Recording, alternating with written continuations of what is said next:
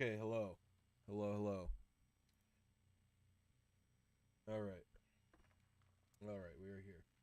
Sorry about that, I had minor issues. My camera and microphone...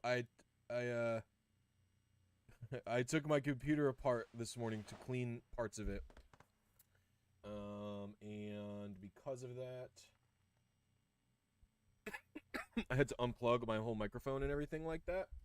And I guess it was unhappy with me, so it was just like rejecting all of my attempts to turn everything on and all that junk. Alright, let me just make sure. All I have to do is set up the timer. I forget how much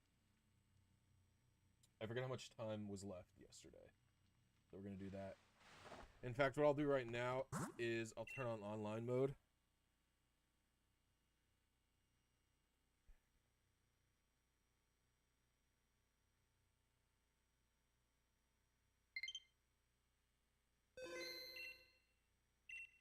Well, you know, I hadn't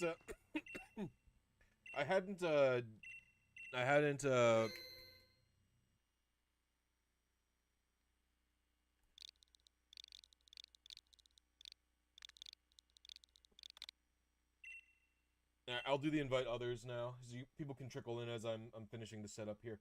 Yeah, my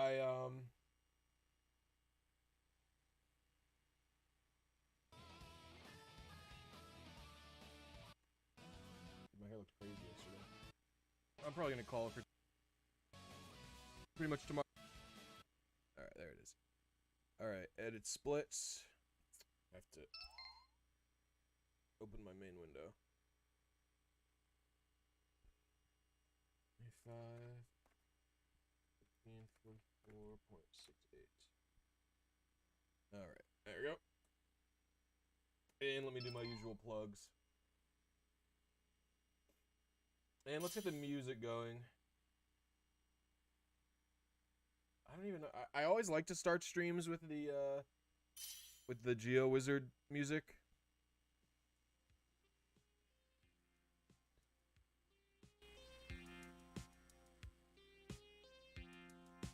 Because I just love that guy's soundtrack. Yes. I'll start the timer once I post the link to Twitter and everything.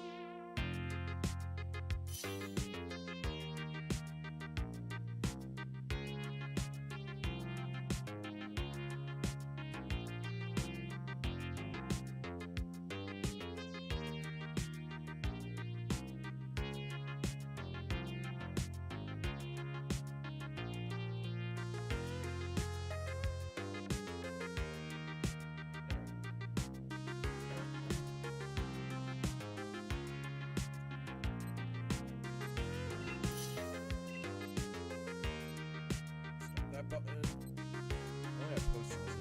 I did.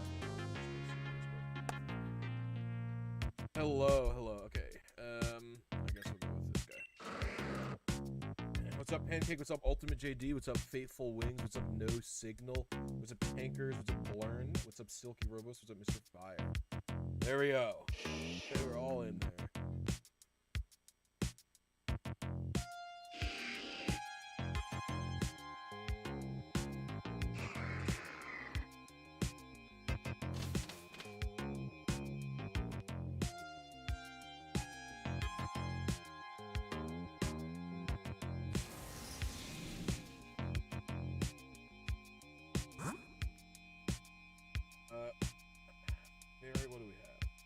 we should do dark. Because everyone else is nooch, and then we have a fighting type.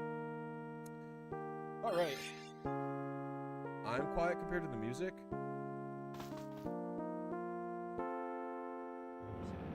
I'm gonna listen to my...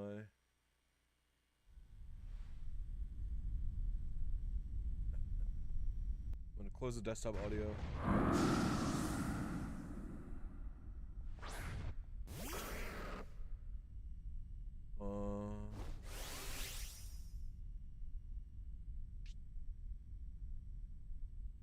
Okay. What? Hello? Weird. Alright.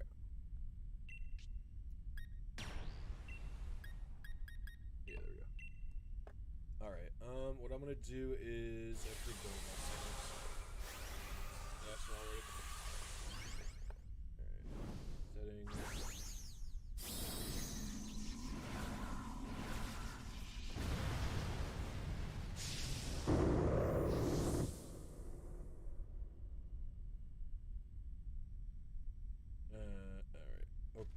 Can I hear myself all of a sudden? Oh, I can. Oh no. Why can I do that? Oh no. Sounds. Recording, properties.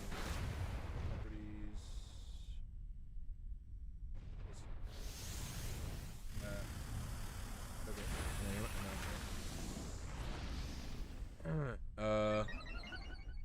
Yeah, it looks like I'm coming in a little quiet.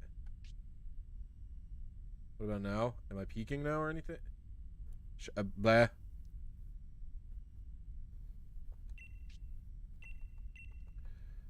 I can't even tell how I sound.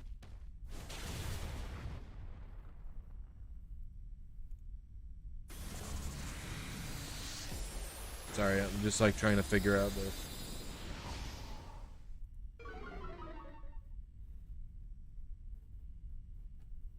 Because if I set it to 100, I'm just blasting, I think.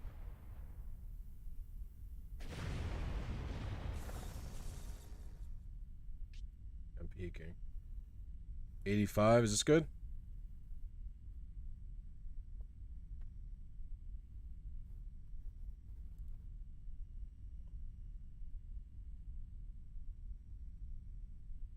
Okay, I'm testing one final time. Okay, that sounds good, right? Yeah, that sounds good. Okay, sorry. All right, we're in there.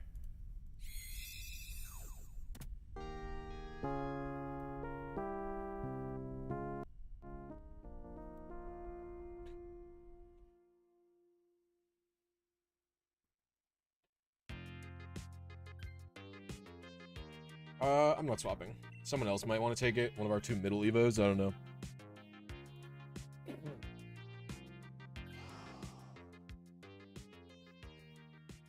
All right, technical difficulties over. Here we go. I'm ground type. I don't want to fight the grass or the water type, but also like getting a Jigglypuff isn't going to help so much. We could do Jigglypuff into Steel, I guess. Yeah, we'll do Jigglypuff into Steel type. That's my opinion. Plus, we can get items, right? All right, everybody, I'm back.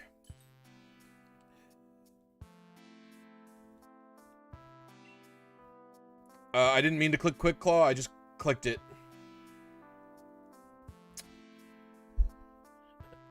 Is this endless Dynamax Adventure? No. The reason it's not endless is because I've heard that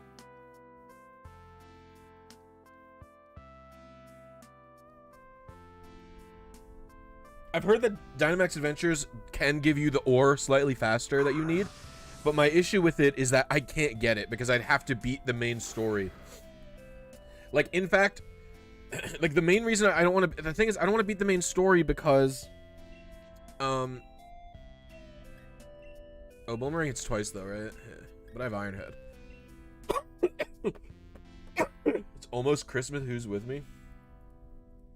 Are you a Christmas-loving person, Bruce? You'd never strike me as the type.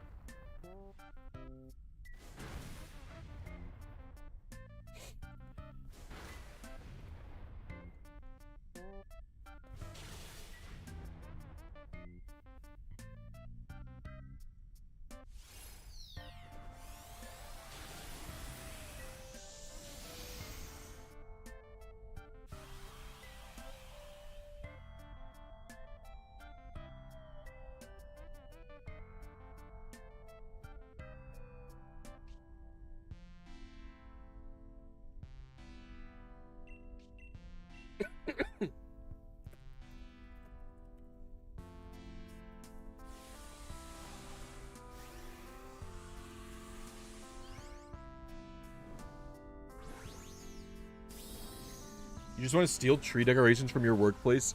What do you do?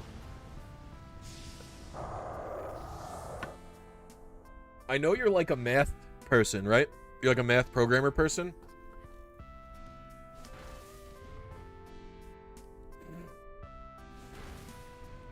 I just meant your job, Bruce. You're a trainee teacher at the moment. Oh, what grade are you trying to teach? Is that what you're going to school for? I presume you're going to school for teaching if you're in a trainee teacher right now.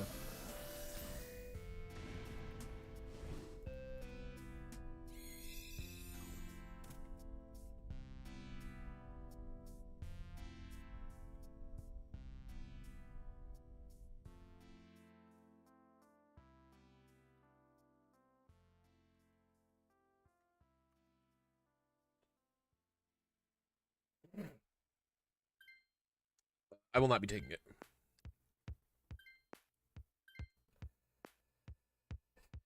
Ages 11 to 18, middle of high school is a fair comparison. That is a fair comparison.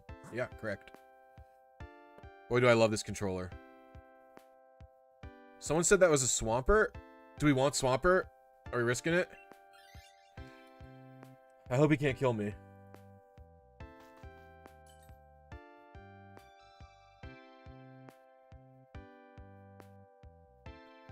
I don't know if I'm gonna swap. I'm not gonna do it. Maybe the Pessimian should swap? Yeah, he's low. Okay, not great for Swampert, but not the worst. He's immune to the ground attacks, so it's not a huge deal.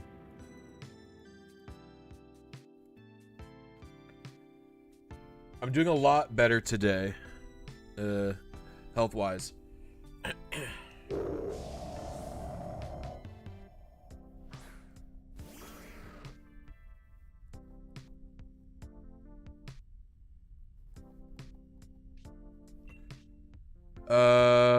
I guess I'll do Bone Meringue. Or we could do Scree? Yeah, I'll do Bone Meringue. Yeah, I still have a little cough, but it's a lot better. I actually slept in my fucking bedroom last night.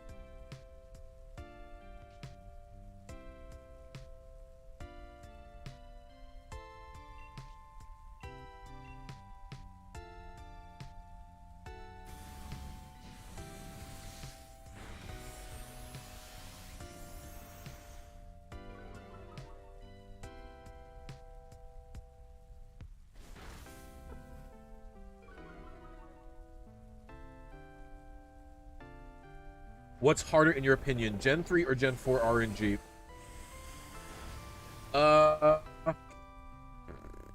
Harder? I guess by all technicalities, Gen 4...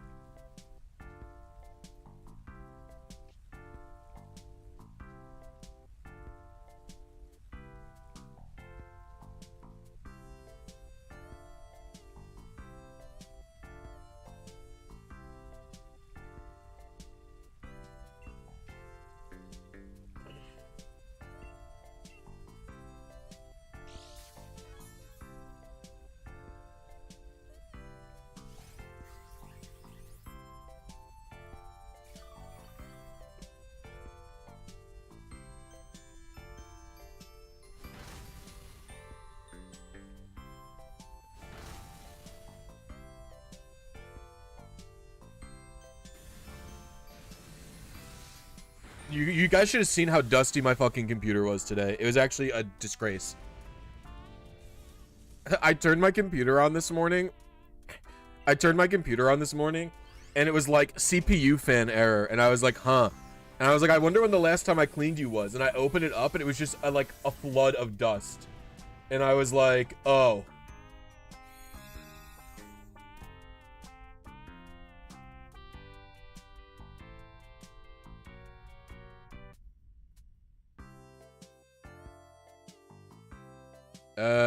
Does anyone need... Is someone gonna take it? I don't think I should take it. Someone else should take it.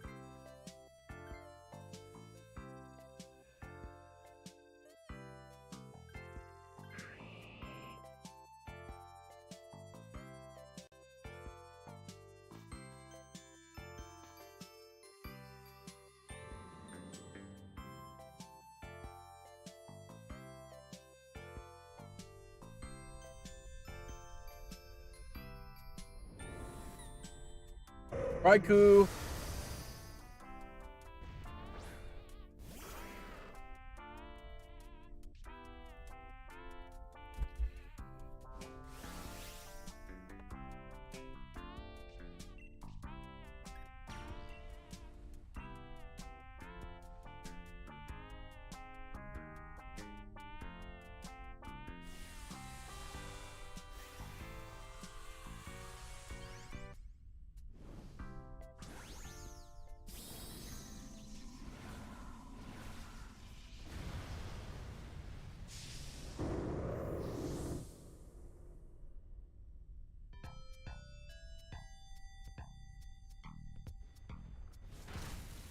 E-Speed Raikou, huh?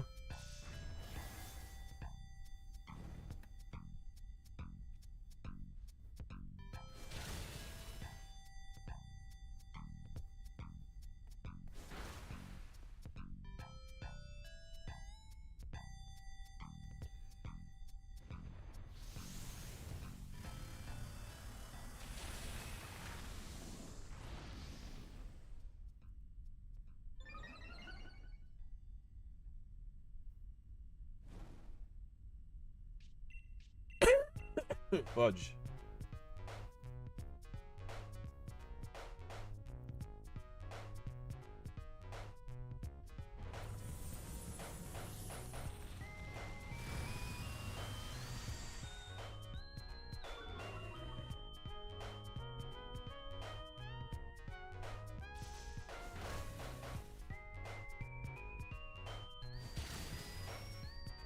Yeah, they all have. I mean, it's not that Dynamax Adventure gives IVs.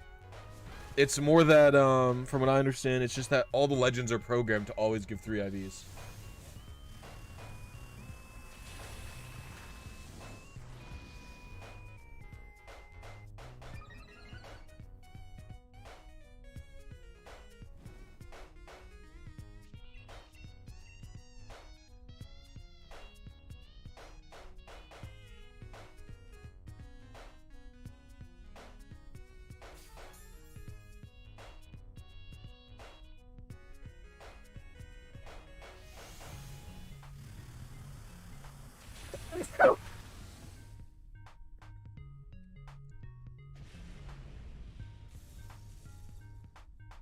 They're 4 IV minimum? Oh, that's pretty good.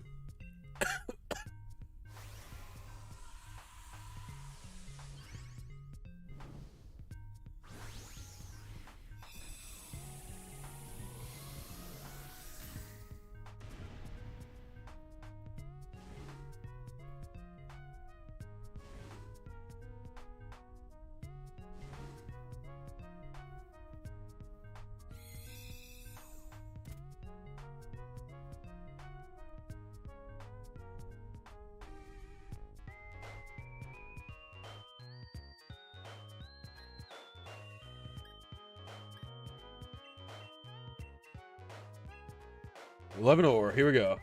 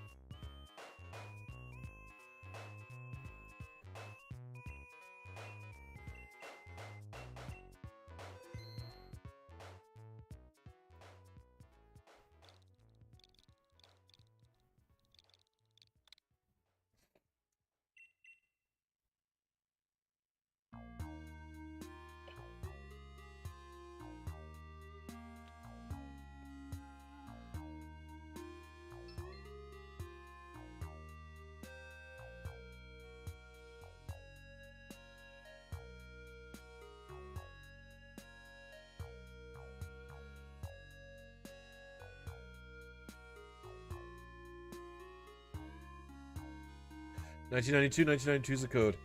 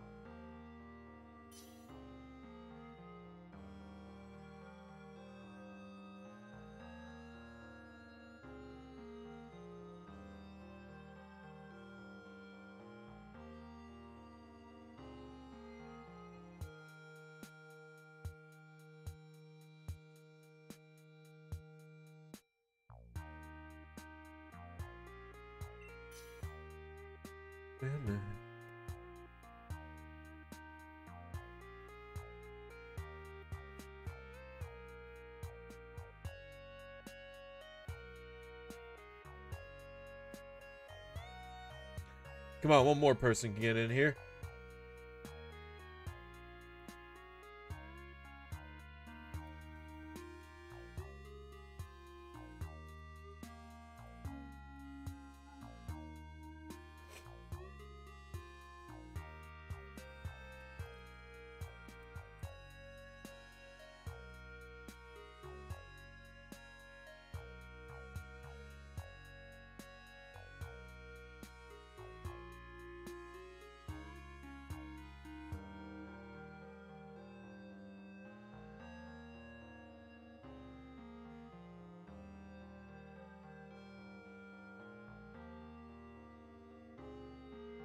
Did you turn on online mode, Shadow Renegade?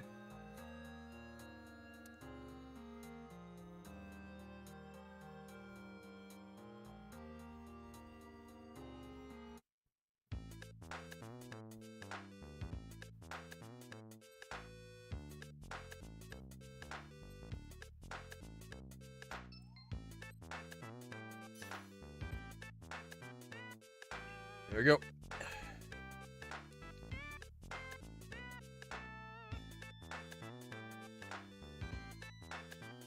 Chinchino's not that bad.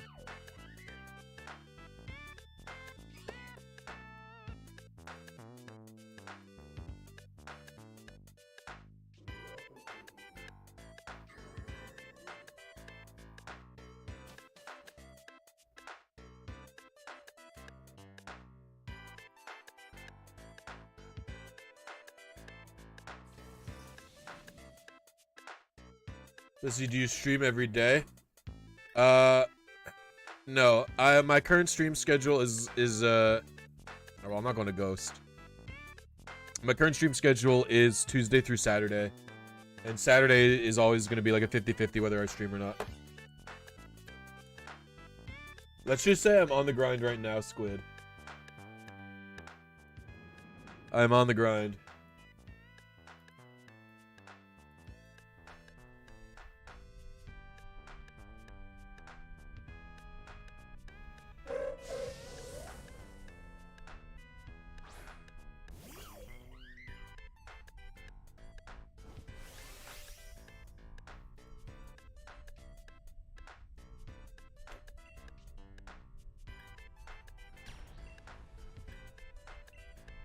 It's so good.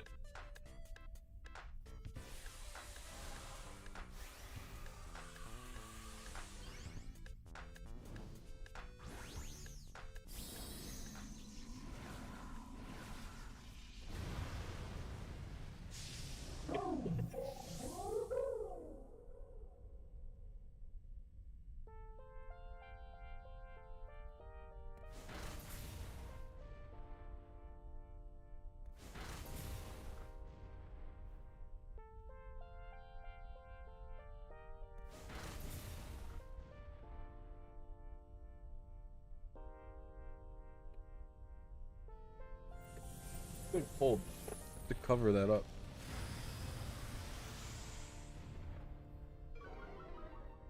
It's a shame that these Pokemon don't give like EXP candies or whatever.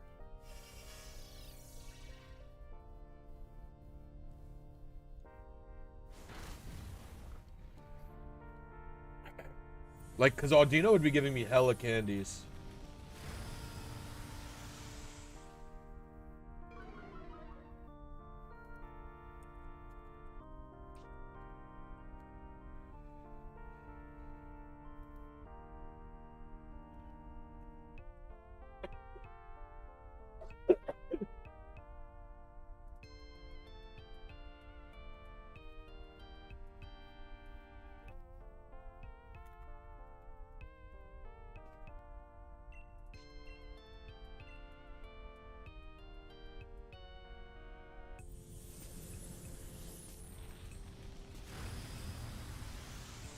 Well, ideally we get this out. We get this done today here. I get all my Dynite ore today, and the video of recreating this guy's team is up next week. You know what I mean?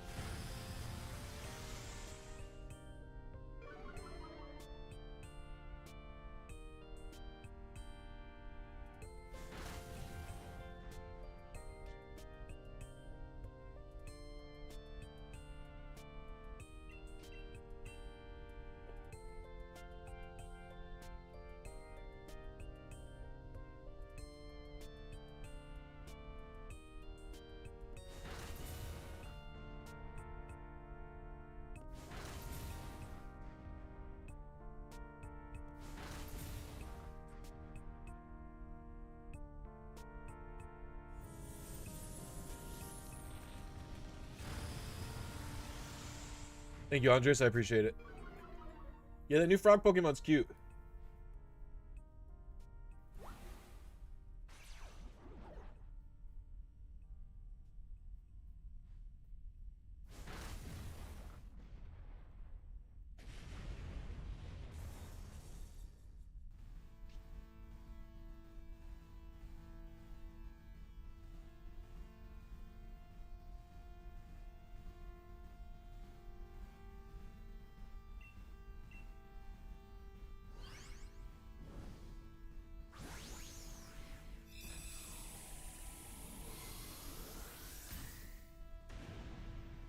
It doesn't really look too much like Politoed's beta design, in my opinion.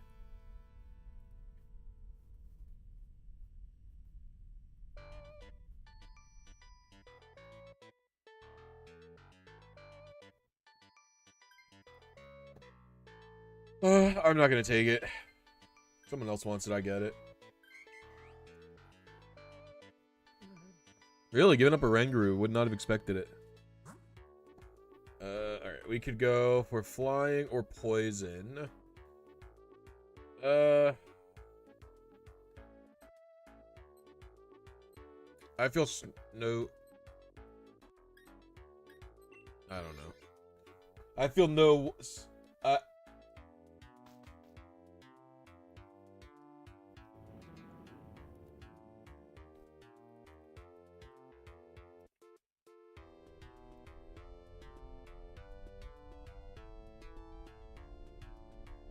Can't remember the fucking quote I was thinking of. Oh, I have no strong feelings one way or the other. That's what I was thinking.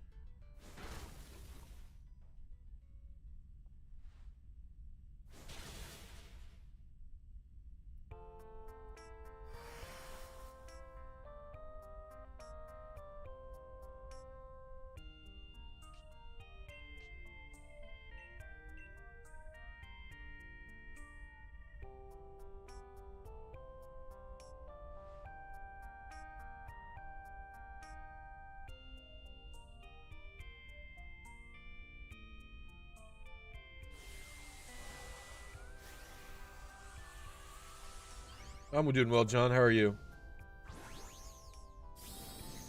It doesn't look like Seismitoad's first form. It looks like the second form of Seismitoad, right? It looks like Palpitoad, not the baby guy.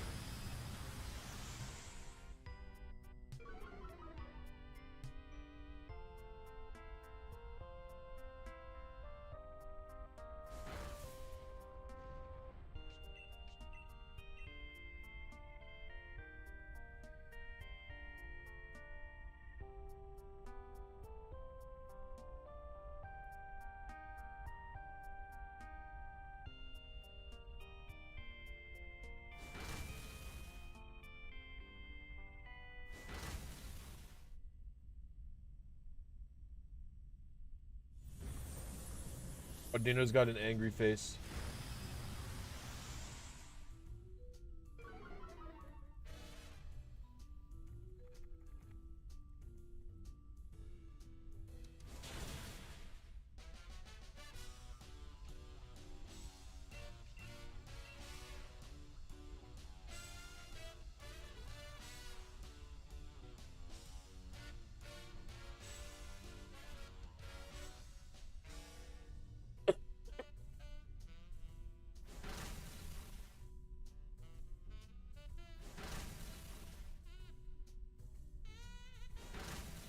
I have to...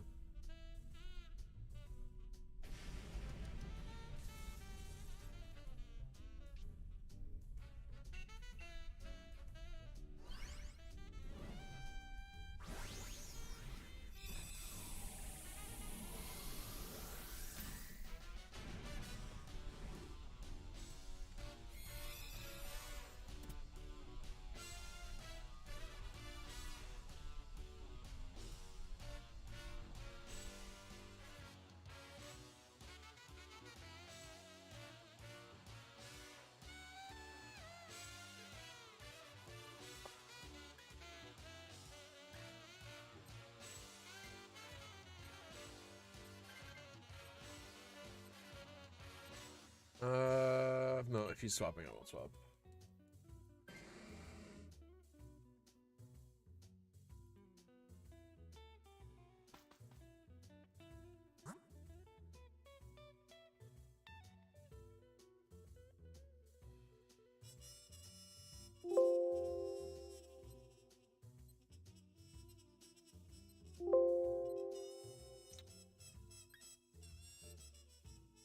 For the healing, maybe? I don't know.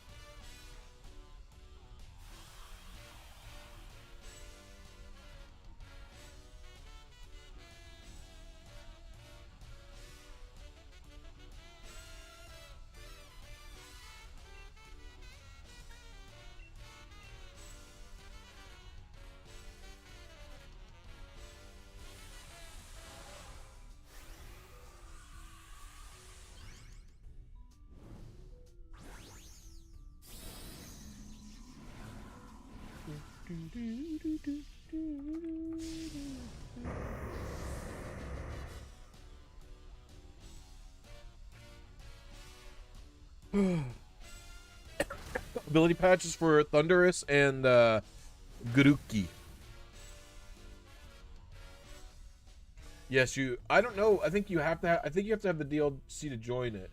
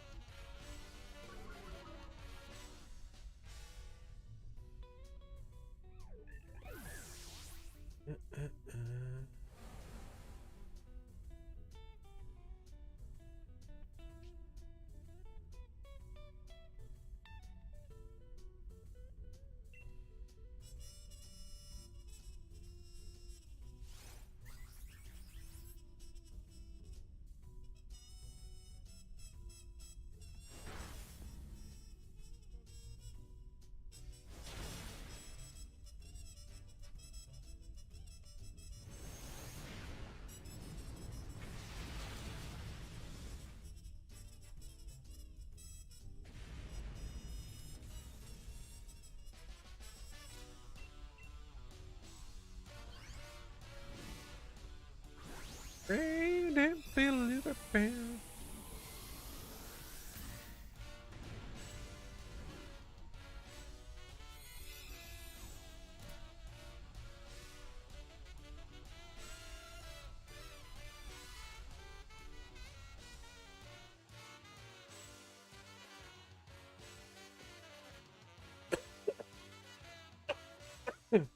fine still. I didn't mean to do that. Whatever. I guess I was out of tail slaps. Basically, so.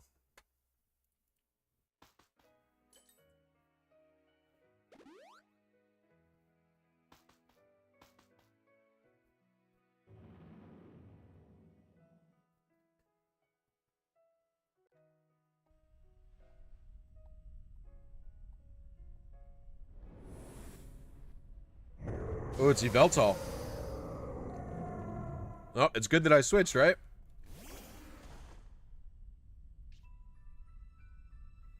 How many Dark Legends are there, even?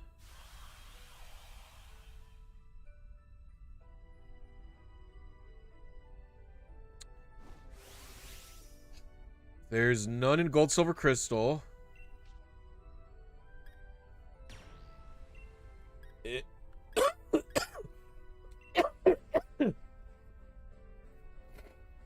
The other one must be an Ultra Beast, right? A Guzzlord? Yeah.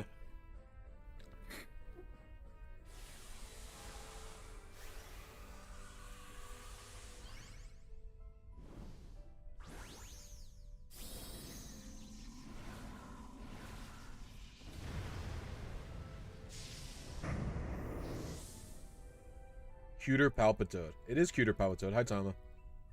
Didn't see that comment. I'm a little distracted this morning. I don't know why.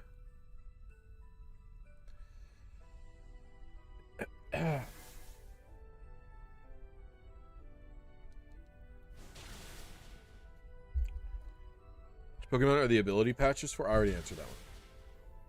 Yeah, I don't know if you have to do the DLC for the raids. I still don't know this.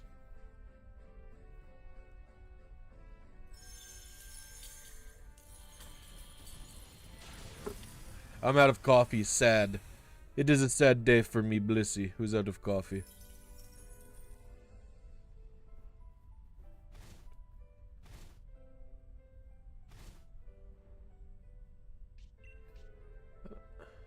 We're gonna increase that volume for you guys because it's a little quiet, right? I don't know. I'm not in the mood.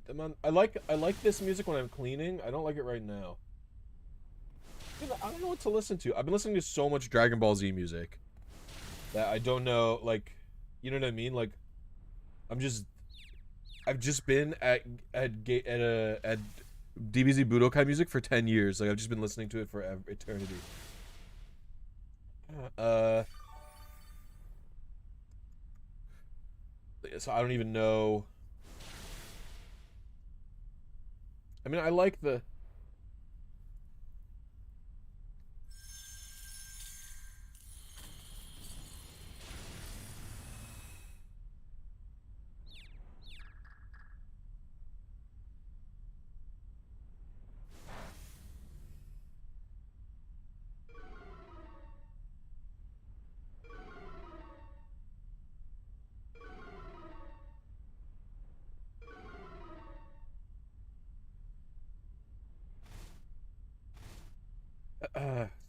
they can get it online since they've caught other UBs. I got a coffee percolator and it changed my life. Well, I have a percolator, but it's a stovetop percolator. We have two coffee makers in this house. We have a coffee percolator, which is a stovetop percolator, which, if you believe Technology Connections slander, then it's the worst type of coffee that you can get. I think my microphone is too... Is my microphone peaking again? I'm going to lower this. If you believe it, if you believe the slander from Technology Connections, the percolator is the worst type of coffee that you can get. And then alternatively, you get... we have a Keurig, which we don't actually use as Keurig intended. Amanda had never really liked the percolator coffee because it comes out really... I guess the word normal people would use is percolator coffee is pretty bitter, because a lot of the times the coffee, yeah, percolator coffee is pretty bitter. It's pretty dark. It tastes like it almost tastes the same as like a dark roast Starbucks coffee is kind of what it tastes like. Non-espresso coffee, I mean. And I mean that's why I like it. I like my coffee really dark and bitter. But Amanda doesn't really like it like that, so I got her a Keurig like a few Christmases ago, and like we don't even use it with the K cups or whatever. We use it with the we have like a reusable K cup, and we just use it effectively as a one serving drip coffee maker. Because neither one of us usually will drink more than one cup. I'll drink more than one cup if I actually use the percolator, and I'll probably have like 2 cups from the percolator coffee. Nope, don't want you.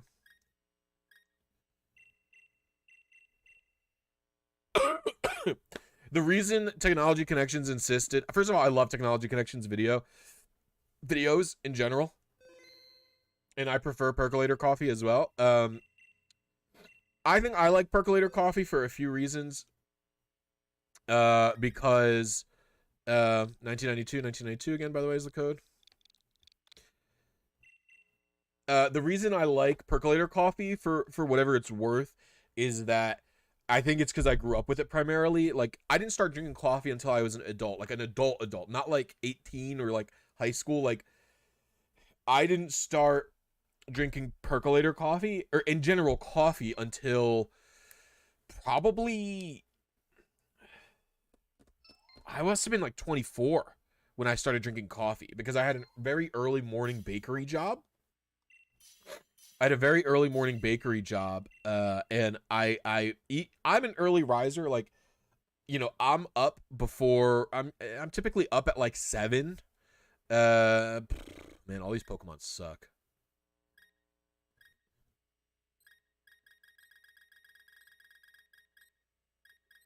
Perry or the bug guy. I'll do the bug. I like Rabombi. Yeah, so, but even then, when you're doing bakery work, you're typically, like, I'm up at 5 for bakery jobs. You know, I'm at work at 5:30 for bakery jobs. So, I was having trouble, and so I started drinking iced coffee. And I am a stubborn, weirdo, I guess is the best way you could say it. Most people who first taste coffee and decide, I don't actually like that very much, what they do is they add sugar to it, and they add milk to it to make the coffee taste superior. Is that a hoot hoot? Let's go hoot hoot, and then we can go to the scientist. And then we can go to the rock. Yeah. I took a very different route, where I didn't want to be drinking. I'm not really like a fun drinker very often. I tend to drink like a lot of people like juices, or like all my friends have had a period in their life where they don't like what's it called? They don't like water. Like, I've had several friends who like they really only like soda, and they had to do work. They had to do work to get themselves to be able to drink water. I was never like that. I basically only drank water my whole life. I only drank water, and then I like chocolate milk, and that's pretty much it's not like I drink chocolate milk every day, so I'm not a huge fun drinker. And so and at the time I was very, very nervous about my health for whatever reason. My mom like looked at my feet, and my feet looked kind of weird, and she was like, "You're probably diabetic." And so I was like, oh, and so I was freaking out. So I went on like an anti-sugar binge for a while. So I didn't want to sweeten the drink, and I didn't want to add milk to it. And so I was like, okay, what I'll do to drink this drink that I don't love, it wasn't so disgusting that I couldn't drink it. So what I did was I just would have them, even in the middle of winter, I would have them give me black iced coffee, and I would just drink it as fast as possible. And that's how I started drinking coffee. And eventually, of course, you know, you do this for a period of time, you start to just like it. So eventually I started enjoying coffee, and then I started making coffee at home. And the reason I like the percolator, is because I'm Italian, of Italian descent, and so that is what my Me and my brother will still say this because he does not drink coffee at all. He'll say, I wish coffee tasted as good as it smelled, because there is nothing better than the smell of percolator coffee. Like, you have the stovetop going, and you have the percolator coffee going, and it just smells so good. And so, naturally, when I started making it at home, I started making it like my grandpa made it, which was on a percolator. Yeah.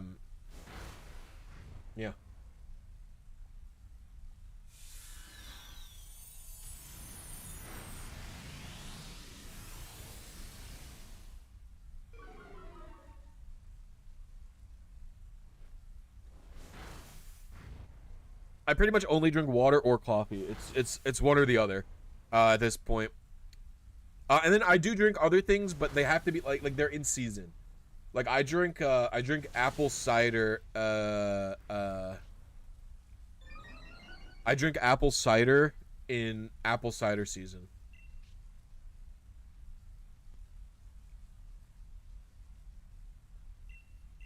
We finally got off stimulant meds, so I'm looking into. Yes, I remember reading that. Into starting to drink coffee. I've never been able to handle more than a breakfast tea. What do you mean by handle? Like, would like coffee or tea in combination with the stimulus just like fuck you up? I was not on stimulants at the same time as I ever drank coffee, so I don't know what kind of effects that was. I pretty much didn't have caffeine until I was in my 20s. Like I said, like I've never drank soda before. I don't even remember the last time I drank soda in my entire life.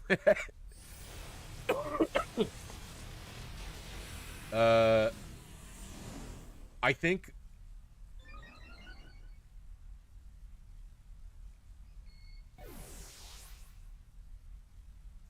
I know exactly the feeling you're describing, because that happens to me if I drink really strong coffee. That happens to me if I drink cold brew coffee.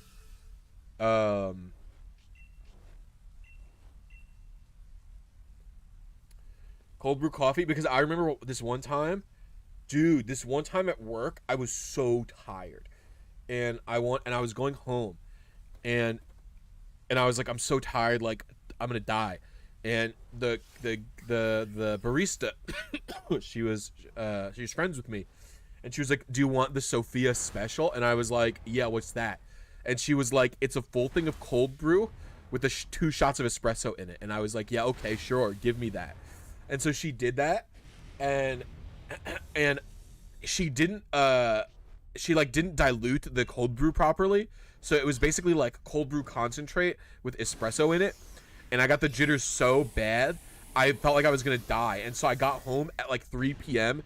and I took melatonin and tried to go to sleep because I was so shaky and lightheaded from all the caffeine. Anyway, that was the last time I ever had cold brew. That was the last time I ever had cold brew. That's the true story.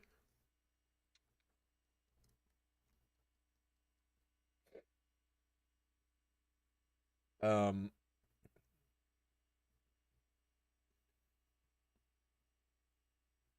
and I don't really drink energy drinks too much. I'll have Red Bull or something sometimes. I like the sugar-free Red Bull sometimes. Very rarely, because energy drinks compared to coffee make me less jittery. Coffee can make me like pretty jittery sometimes. We'll go to Jinx. Why not? Coffee can make me really jittery if I like drink too much or something like that. But because I'll drink like a small Red Bull. I only like the sugar-free type. Because there's got to be my thought process is, yeah, sure, I'll swap. There's so much garbage in there that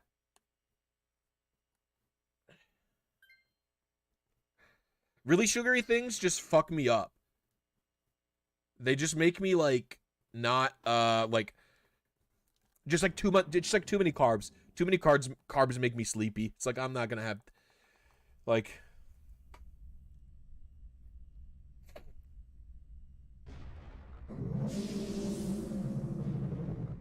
Energy drinks can often have more caffeine than coffee. No, Red Bull uses that fucking insane taurine shit, which is not good for you. So that's why I keep my minute. I very rarely drink it these days. I drank it a little bit more a few months ago when I was really, really tired from my job, but now I'm doing all right. I guess I'll pollen puff. But the only energy drinks I've even tried, and you know, the funny part is, so like nowadays my drink repertoire is a bit more expanded. I drink lots of, I love tea. I love any tea. So like you could give me like, you know, like a caffeinated tea, like a breakfast, like an Irish tea. You give me an herbal tea.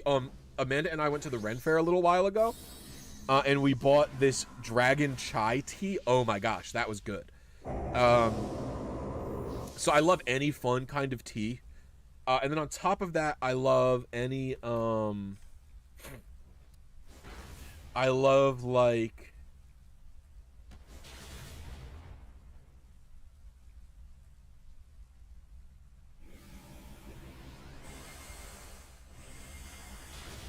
having a brain fart. Oh, yeah, so I like coffee, I like tea, and I like any tea basically. And then I like apple cider, but the apple cider is homemade stuff. You know what I mean? Like you guys saw the video, I'm sure, of my homemade apple cider. That stuff is like, you know, that's not really the same as a normal cider. I mean, I like normal store-bought cider, but no.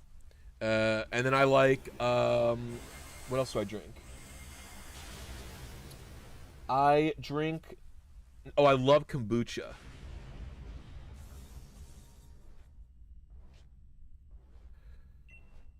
Actually, really funny story. The reason I never drank soda as a kid, so many people, like, I would go to my friends' houses, and they would be like, it's okay, like, you can drink soda, because they'd offer me soda, and I'd be like, no, water is good. And then my friends' parents would be like, it's okay if your parents don't let you drink soda, like, you can drink soda here, or whatever.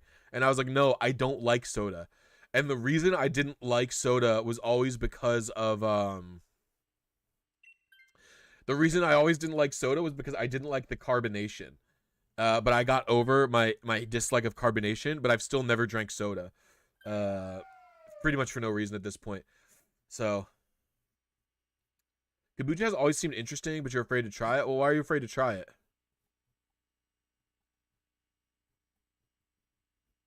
I guess we could go with Tauros. Do you guys want to fight Tauros? I'm still not a huge fan of the fizzy situation, but I'm more tolerant of it now. And then I've also expanded my alcohol enjoyment. Like I used to really not. I used to be straight edge. I used to not drink at all.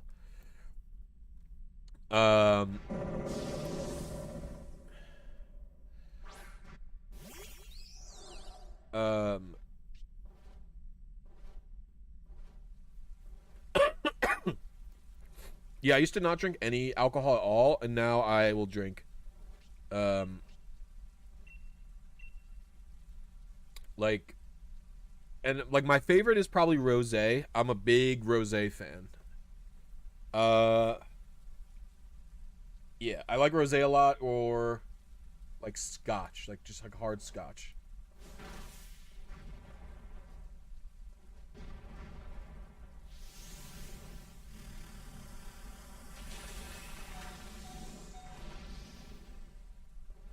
You never got into rosé? It's very sour. I don't know what it is. I don't know what it is about rosé. I'm just into it. I can't explain it. You'd think with my food background, I would have any concept of why I like it so much, but of all the wines because I think the thing is, I like white wine just fine. Like, you can get me a nice sweet wine, and like a sweet white, like a Moscato or some shit, and I'm in there. You know what I mean? And red wine, I get the headaches when I drink red wine at all. And and also it can be a little too strong for me in terms of how, like, it could be like a little too, like, I don't know, bitter's not the right word, but there's something about a nice, a dark, I'll try any red, but like it prevents me from like wanting it all the time. But a rosé is just like the perfect mix between the two for me, and I'm just like, I'm in there. I'm in there and I'm drinking it. Actually, it was really funny. So, as you know, Amanda and I got married recently, a few weeks ago, and and so we bought all the alcohol for our wedding ourselves. Our wedding was 75 people, and I bought about $600 worth of. We had no hard liquor pretty much. The only hard liquor we had was a homemade apple like a homemade apple cider from like a cider farm nearby. Then everything else was either we bought it was 10 tables, so we bought 12 bottles of Moscato, 12 bottles of rosé, 12 bottles of red, and then the wines were the centerpieces for our wedding. So like the centerpiece at the table would have 3 wine bottles and then like some breads, and that was our centerpieces because we didn't want to have any wasteful centerpieces like flowers or plastics or anything. It was just all consumables, like things that you could eat and stuff. And I also bought a bunch of like stuff from like for the bar. I bought beers, like hard ciders, hard seltzers, hard lemonades, and that was it. That was all our alcohol. So it was like $600 worth of beer, like $300 worth of wine or something, $400 worth of wine. I can't remember. And so, like my parents, like me and Amanda doesn't drink at all, and I still do not drink very often. Like I don't even drink beer. Beer I don't like very much. And so it's like we were talking about it, and it's just like what. And I was constantly talking to other people, like, oh, what do you? I was talking to other people a lot, like, what do you do? I'm trying to phrase this right. I was talking to a lot of other people who drink more than I do, making sure we had a good variety of alcohol, making sure we would have enough alcohol for a 75-person party, stuff like that. You know what I mean? And stuff like that. And my mom goes, so we said that we got Moscato, which if you've never had Moscato, it's a very, if you've never had Moscato, it's a like sweet, it's like a sweet white wine. Yeah, it's like a very sweet white wine. And my mom, I don't know why I called my parents about this. God forbid they're fucking helpful in any way to me, aside from money. I call my mom and I'm like, is this enough? Like, do you think this is enough? Blah, blah, blah, etc., etc. And she's like, oh, tell me the wine brands. And I tell her, and she's like, Moscato? And she starts going, I don't think people are going to drink Moscato. And my mom goes on a several-day rant about how she thinks nobody is going to drink Moscato. And then asks me if she can bring her own wine to put behind the bar because she thinks nobody will drink the Moscato. And I was like, and it's just like, I was like, you can bring them, but you can't replace them in the centerpieces because, like, Amanda's mom spent a lot of time designing the centerpieces around the colors of the bottles and shit. And I was like, you can bring the wine and put whatever you want back there. Because Amanda's mom was already, she was like, can we bring this, like, liquor thing? And I was like, whatever, yeah, who cares? Like, bring whatever you want. We're already just bringing whatever alcohol we want. And my mom was like, is it rude? And I was like, no, it's not rude. And then Amanda was like, that's rude. And I was like, I know it's rude, but I'm not in the mood to argue with her. Like, and she's like, I know, it's not worth it. And I was like, yeah, it's just not worth it to talk to her. You just can't talk to her. And, so my mom, that's what my mom did, yeah. So my mom brings the wine, whatever. So it's fine. As long as she didn't replace it in the centerpieces, it wasn't a huge deal. So this is the funny part. Everybody fucking loves the Moscato. So everyone we brought the alcohol back we brought all the alcohol back on like that Monday. We picked up a bunch of alcohol that we had left there that wasn't finished, right? There was the only one that so like all of the rosé, not all the rosé, all of the red got used and most of the Moscato got used, and none of my mom's extra wine got used at all. And there was only 2 bottles of Moscato left, and they were both half bottles. And so what Amanda has been doing now, whenever we've been talking to my folks about the wedding, Amanda has been saying like we were talking to my mom I think whenever we were going on our mini vacation thing, my mom called us and we were talking about it, and all Amanda did was bring up, like, she goes, everyone had a great time, like we had a bunch of leftover alcohol, but we had no leftover Moscato. Everyone loved the Moscato. Just sort of just bully my mom. So anyway, that was my wine wedding story. It's just something else. Yeah. I just stopped talking to her when she does stuff. I actually almost didn't talk to her the day of my wedding because she started stressing me the fuck out. Because it almost fucking rained on our wedding day, and we had like an outdoor wedding. We had like an outdoor wedding. There was like an indoor spot, not an indoor spot, but there was like a barn style pavilion. No. My mom wasn't talking about it, but here's what happened. Here was actually the most stressful. Pretty much the most stressful part of the wedding was. It's like Friday night. Our wedding was on a Sunday. Okay, so it's a Friday night. Yeah, it's a Friday night, and let me put this into perspective to you, okay?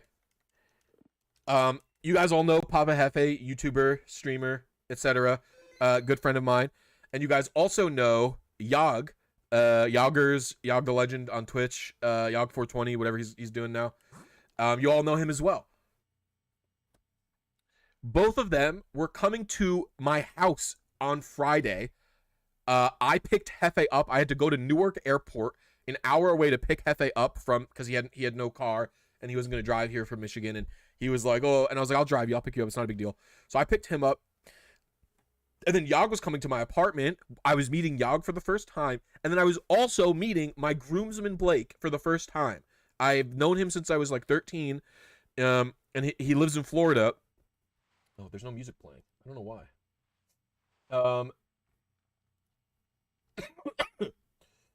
And so I was meeting him for the first time as well. And so while that was happening, the venue lady tells us, she goes, you might want heaters. You might want like outdoor heaters, by the way. So you should look into getting those. She tells us this 2 days before the wedding, that we might want to look into renting them. Now, for me, the issue wasn't money. It was like so stressful to find a last minute place to rent these outdoor heaters. And the worst part was I had called my dad. So basically, this lady goes, you should consider getting outdoor heaters. You should consider getting outdoor heaters. She tells me this 2 days before the wedding, while I'm in my apartment meeting all my friends for the first time, basically. I've only met Hefe in person once. I've never met Yog. I've never met Blake. And I've never met Blake's girlfriend.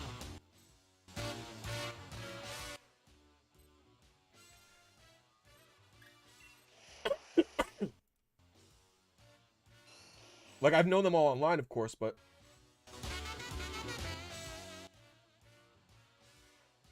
And so while that's happening, I call my dad and I'm like, listen, it's going to be,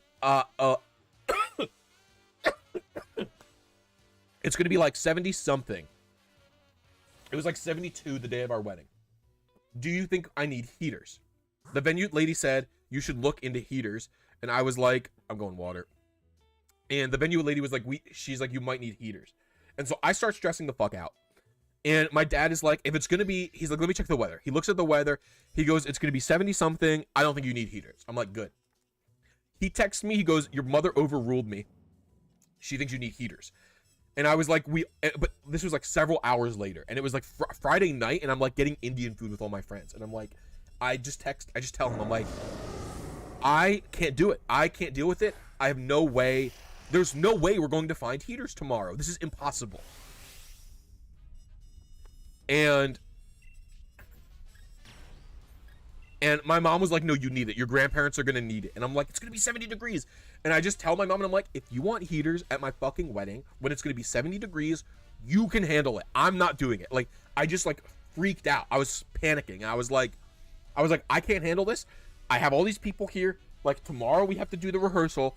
Like, I'm not dealing with these fucking heaters. Like, you do it. You do it or get dad to do it. I'm not doing it. And then at the rehearsal dinner, my mom starts talking to me about it, and I was like, I cannot talk to you right now, and I walked away from her, like, at the rehearsal dinner that she was paying for, because I was just, like, too stressed. I was like...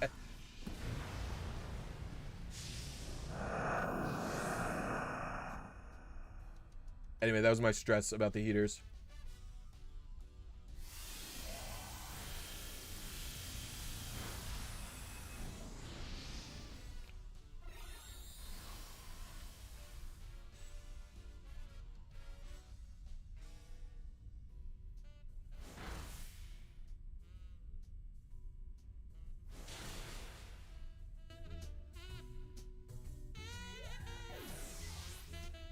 The one thing I can say about my folks is at least they lent us money, so we didn't have to go into our savings.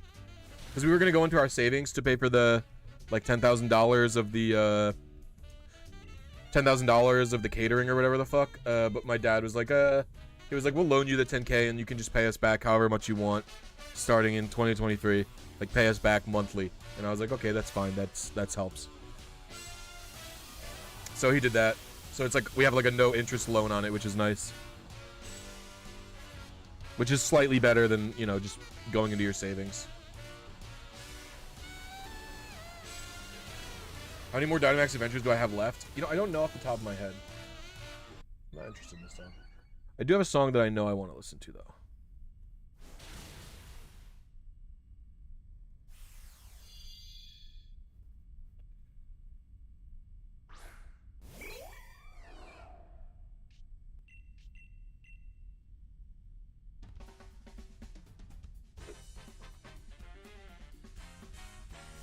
The interest on the loan is that you have to deal with your mother. Yeah, exactly. Correct. Yes. Because if they weren't helping me, if they didn't... well, they only offered us really... I didn't want... Both Amanda and I weren't going to ask my parents for money because neither of us like owing people anything. And also, the idea that I might have to deal with my parents is extremely annoying. And difficult and horrible. And so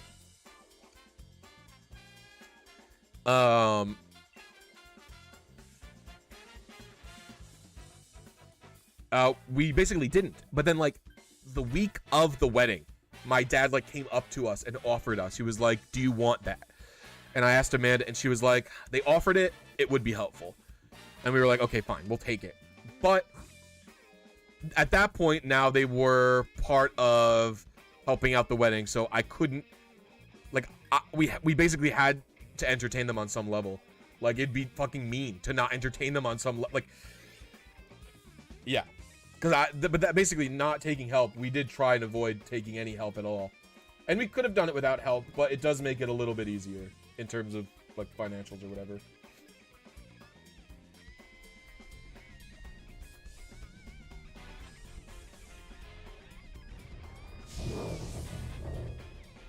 Ugh.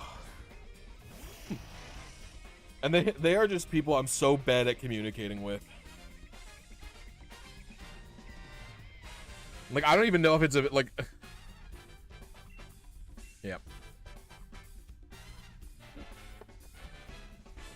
Wedding was fun, though. We got the preview pictures pretty recently, like a week ago.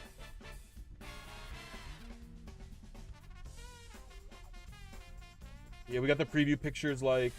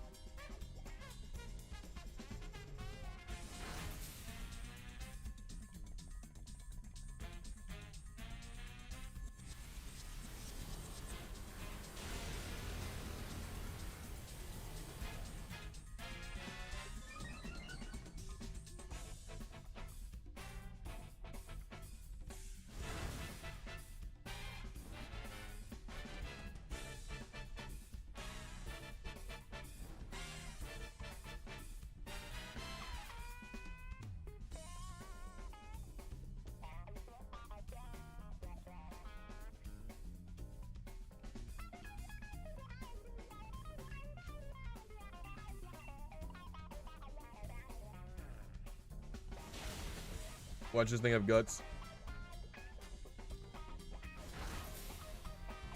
It very well could have guts.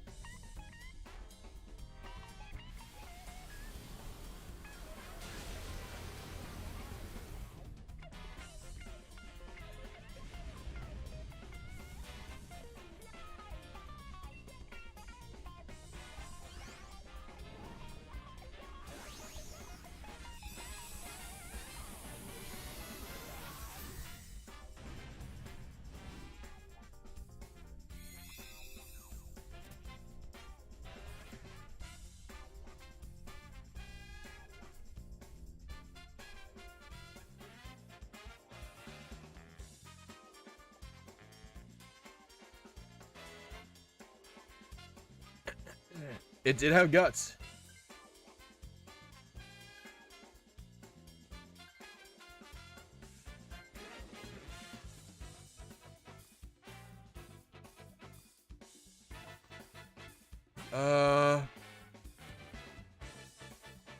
Dude, bro.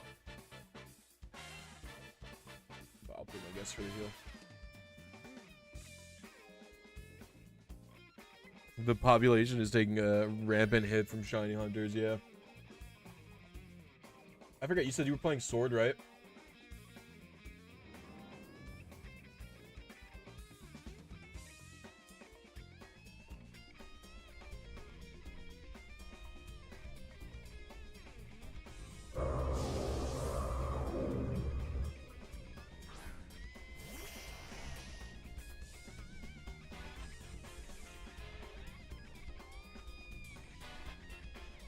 Dude, I thought this was Vileplume. I don't know why.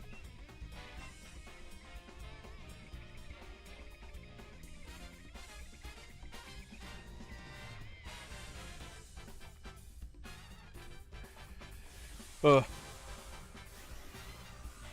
Oh my lord. All right.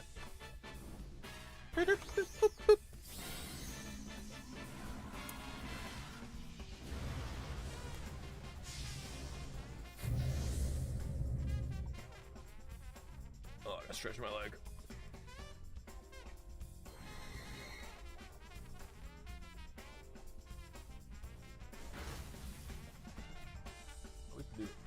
I wanted more visibility.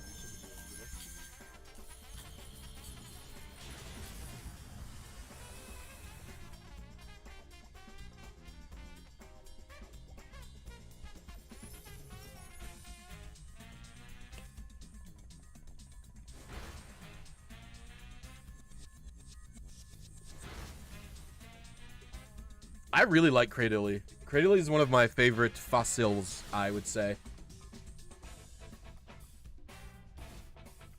It's one of the only fossils I tend to use in a playthrough as well. I think it helps that you can get him pretty early, comparatively. Like, because in, you know, Gen 1, you can't really use the fossils. You can if you, like, on, you know, replays of the game, like, you could go out of your way to go to Cinnabar pretty early. Because technically you only need...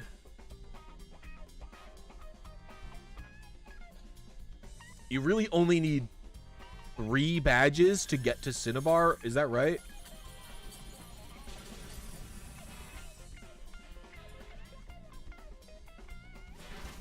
Like, who do you need? You need... No, you don't need Surge's badge. You just need Brock's, Misty's, and Koga's, I think.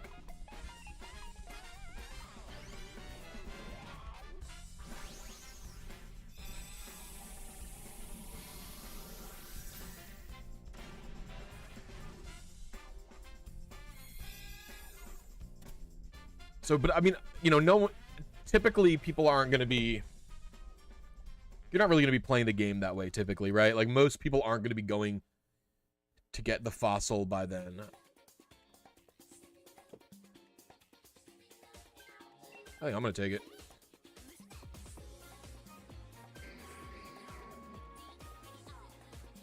What is this?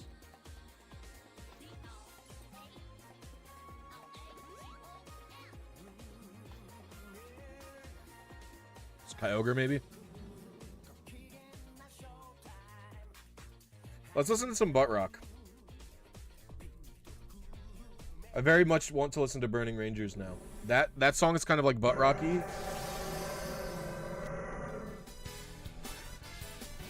'90s Sega Saturn music. Is there a better type of music? I don't think so.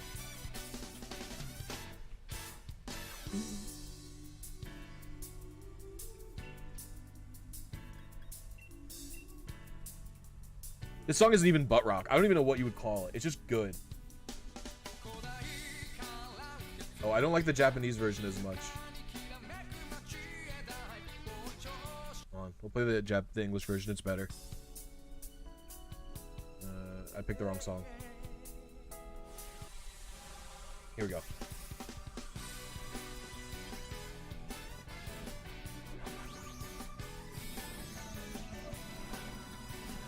Yeah, skipping Surge is not helpful in most ways. It is a little bit jazzy. The lyrics are super cheesy in anime, but I love this song so much.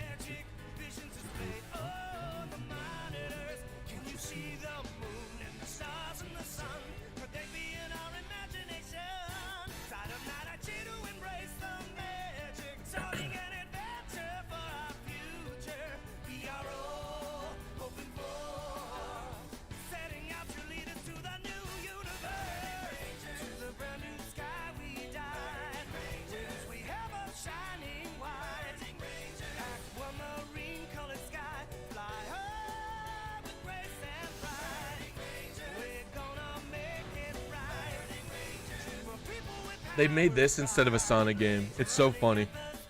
They made Sonic Team made Nights into Dream, and they made this game instead of making a Sonic game on the Sega Saturn. The song is called Angels with Burning Hearts. It's from the video game Burning Rangers.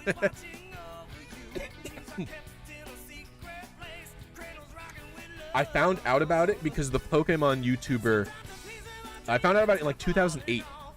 Because the Pokemon YouTuber Dysfunction, he used to make battles, if you've ever heard of him.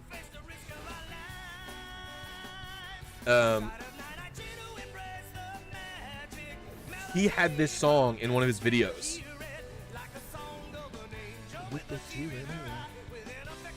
And he had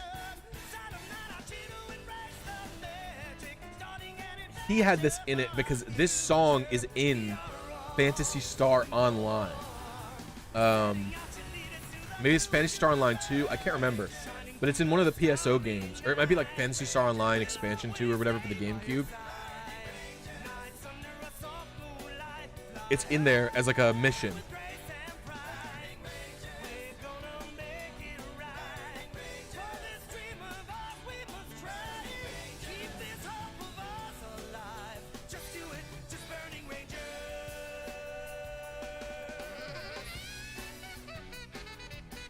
This is my favorite part.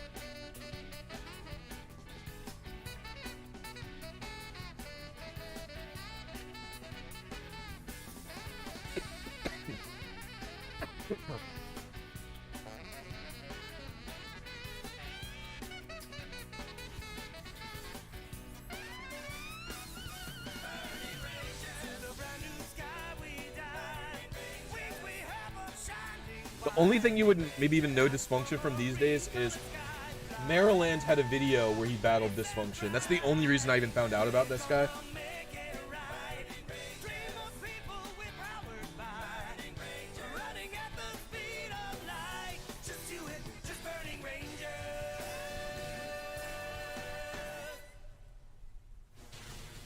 I don't even know if that battle's online anymore. Because that was when people put music behind their stuff, and I think I think he deleted it because it was just, there's copyright music on it.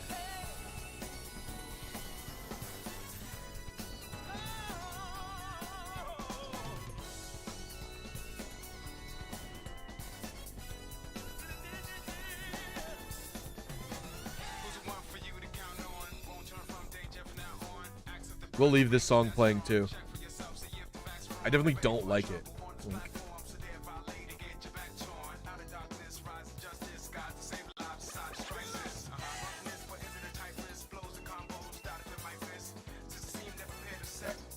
Let's see how many more I have to do.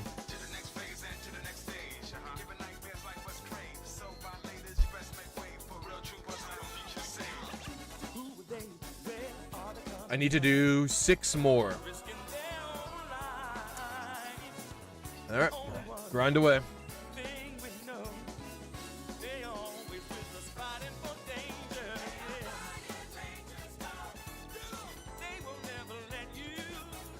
This is the menu song in the game, by the way, just so you understand what type of game this is.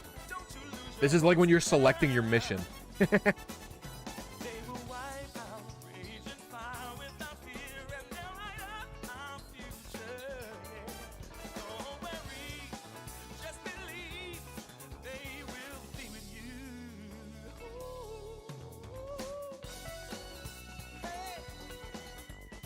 It might be on Maryland owning peeps. Nope.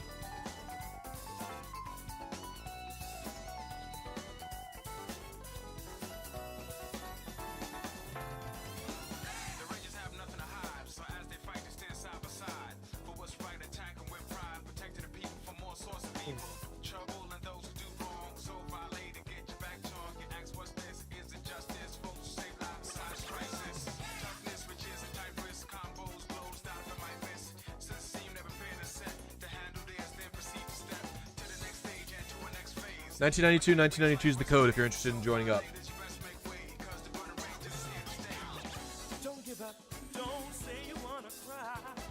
I'm gonna like as much help as I can get blasting these.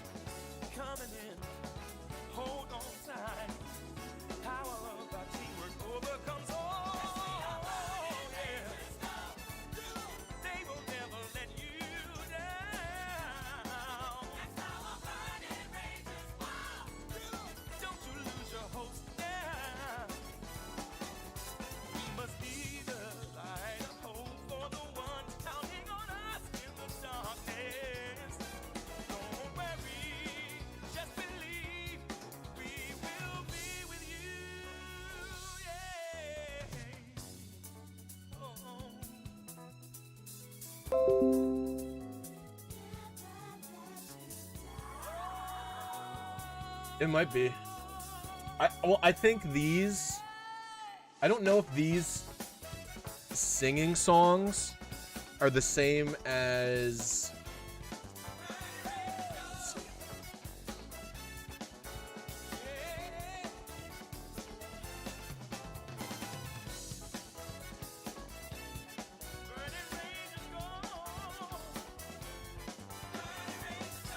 They were both Sonic Team games.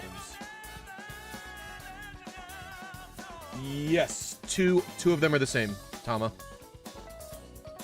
Naofumi Hataya and Fumi Kumatani are the 2 artists that are the same. It looks like Nights into Dreams had an extra composer. It had Tomoko Sasaki.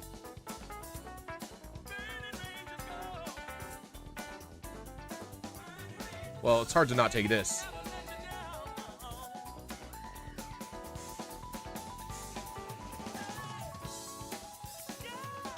This fucking jazz breakdown at the end's insane. That guy went fucking hard on the piano at the end. No, I clicked something. Okay, I didn't click anything. I lied. Oh, it just does nothing.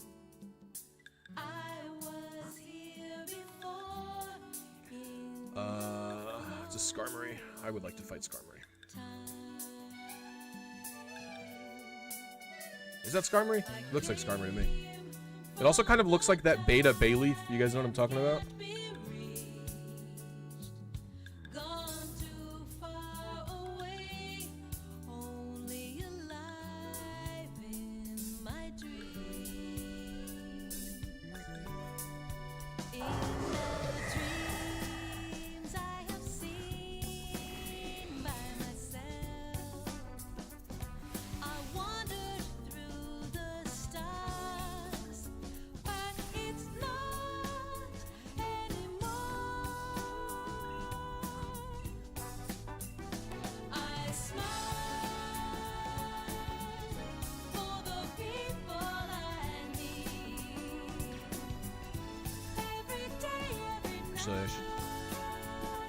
I'm a fool.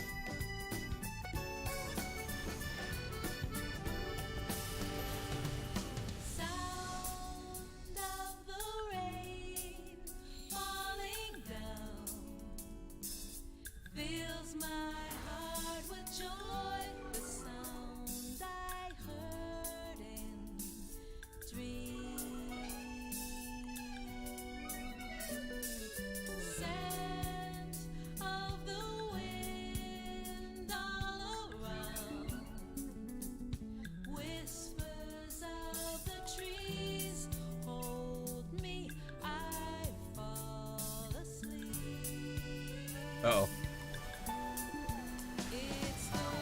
Oh, you lived. That's lucky.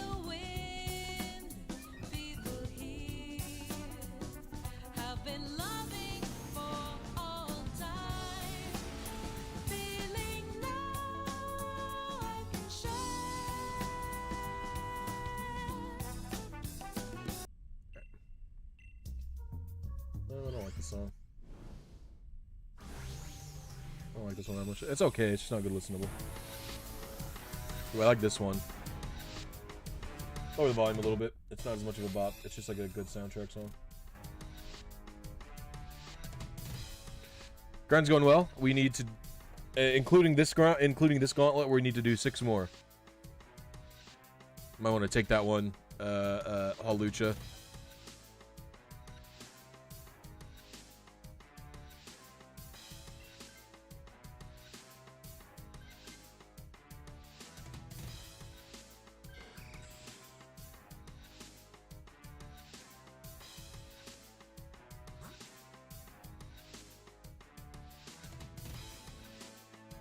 Oh, I'm going to ice.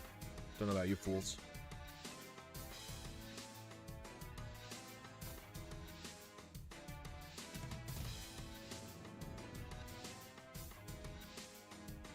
Yeah, I truly love Burning Rangers. I don't know what's wrong with me. The game is very goofy. The game honestly doesn't even play like that bad. Like, it's pretty cool in terms of what it's like. It's a 3D platformer.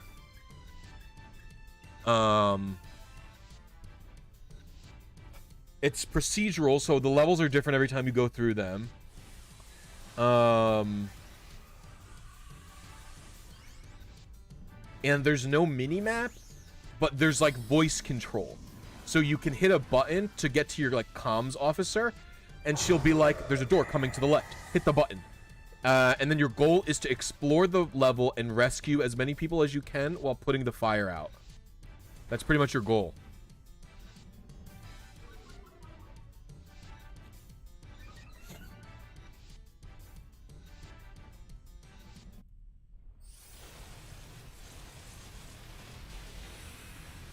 Super weird game.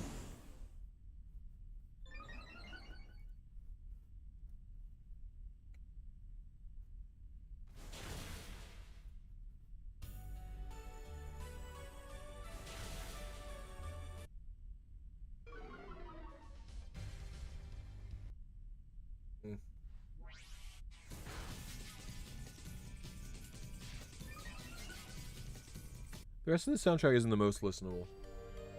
It's good when you're playing it, but... I'm breaking a counter. Did we listen to this one? Oh no, I love this one. This one rips.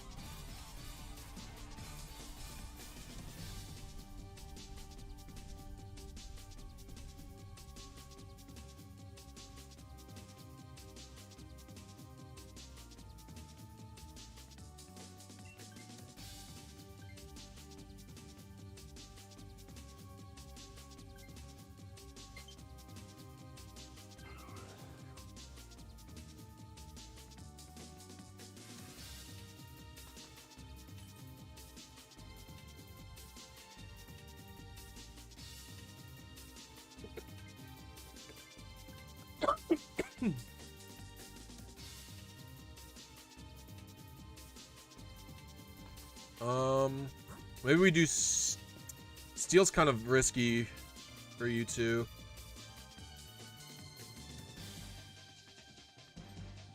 The dark is a fighting type though, because this is a magneton. Yeah, we should do dark. Okay, I guess you guys want the items.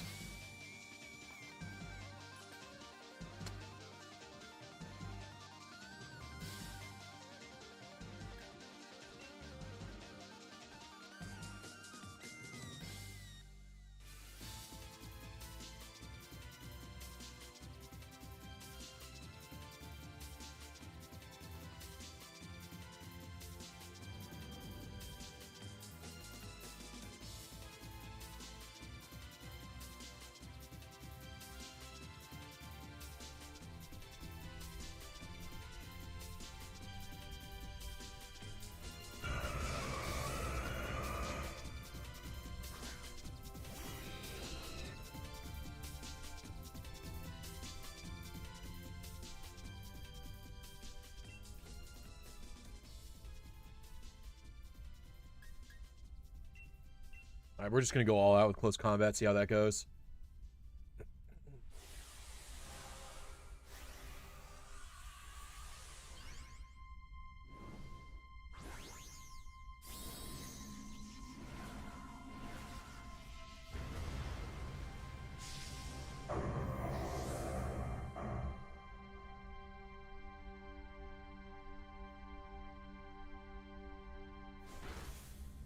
Adventure Zone music? I do quite love the music from the Adventure Zone balance.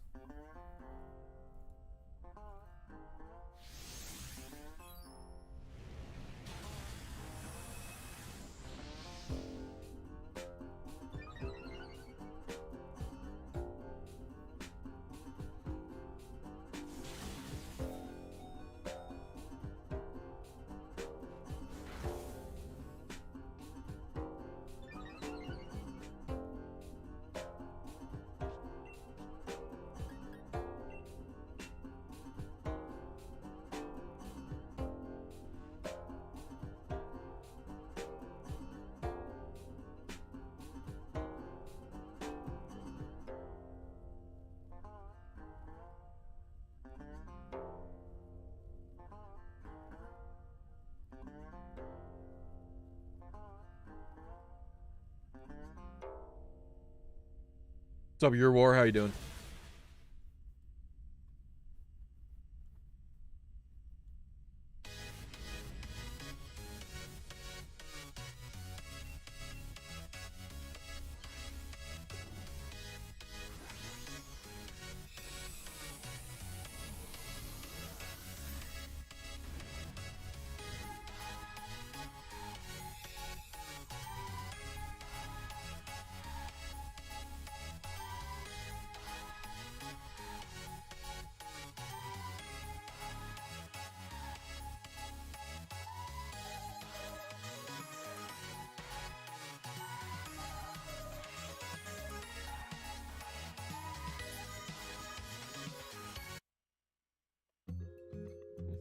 The one, it is Wonderland. No, it's right. Yeah, it's the Wonderland song. I just wasn't in the mood for hype shit, so I changed it. Yeah, I mean, Griffin's a very talented musician.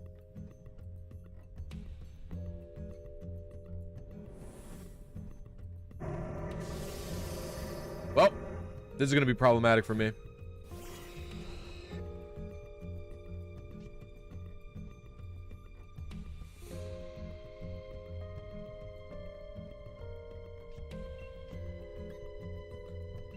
We're gonna do coaching. Yeah, regardless of how good or bad Griffin is at making plots and being a DM, goddamn, does he make some good ass songs? Is the endless mode not better for Dynamite? Or I've heard it is, but the problem is I don't have it unlocked because I have not beaten the Crown Tundra's full plot.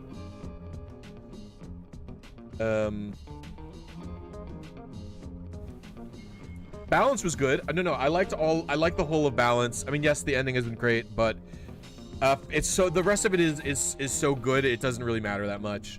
And Amnesty's all right too. Amnesty has pretty good music and is okay. I like Amnesty for the most part. But on the whole, I can't say that I liked Ether Sea, nor can I say I liked Graduation, nor can I say I liked Dust 2. I've heard the new campaign is very good. I haven't listened to it yet, though. But I have heard nothing but good things about Steeplechase. Apparently, Justin is doing an excellent job.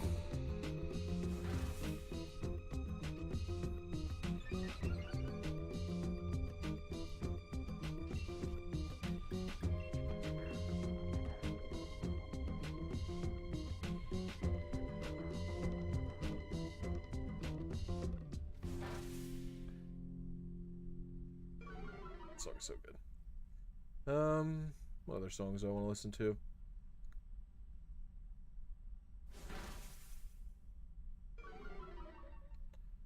Knuckles Chaotix? I don't know. It is good.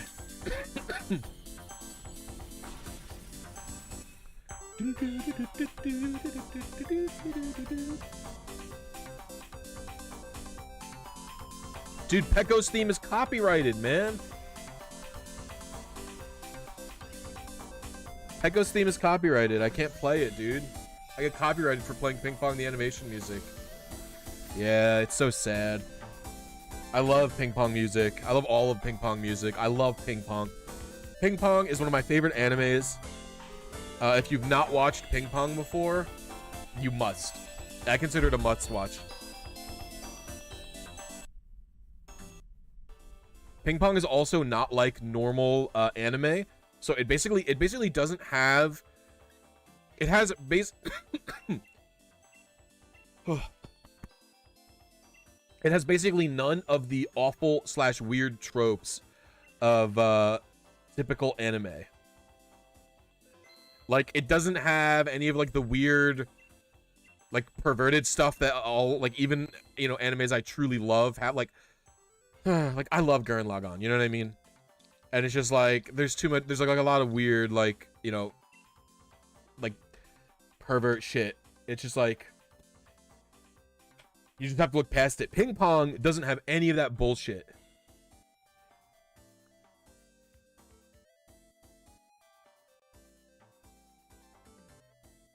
Ping Pong is an anime about ambition and platonic love and competition in a way no other anime is. That's absolutely right.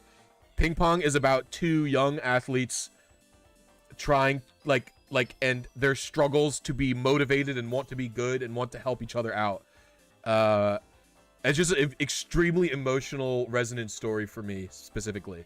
If you've ever enjoyed competing in anything ever in your life, I say two because there's two main characters, but yes, arguably there's like 5 characters in that show that matter, right? There's Pecco, there's Smile,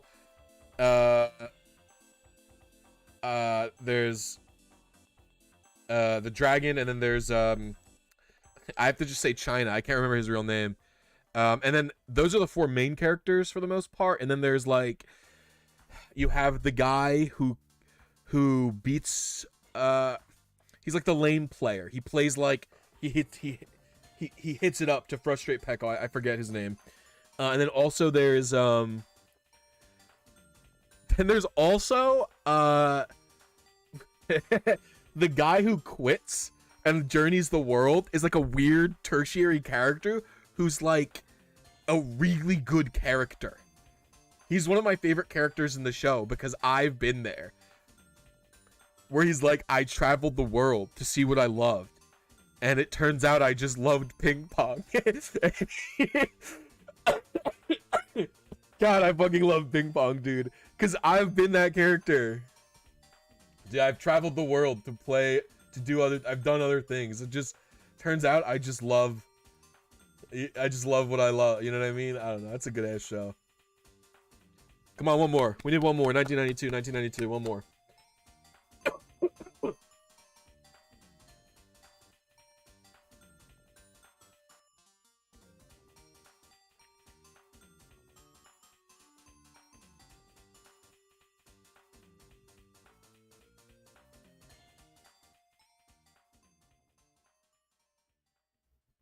Yeah, we're not gonna get anybody, it looks like.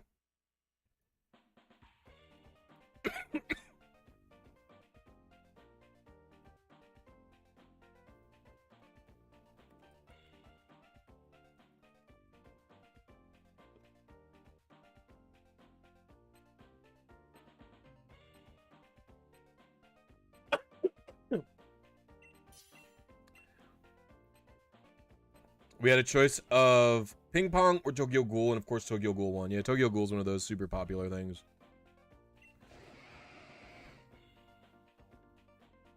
Ping pong is an unbelievable show. And like I said, it's not like normal anime. You could pretty much have anyone watch ping pong, and I think it'd be, you could pretty much have anyone watch ping pong, and I would think it's fine. Like, I would recommend ping pong to people who don't even, who don't really like anime, you know what I mean? Like, if someone is put off by normal, like, anime with all the weirdo tropes and stuff, you could rec them ping pong and it'd be fine.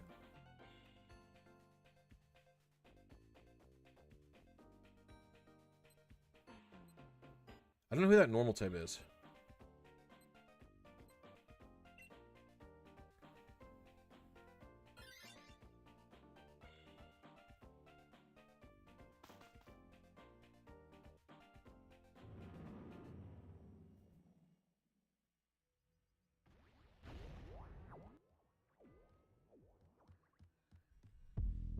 Oh, double.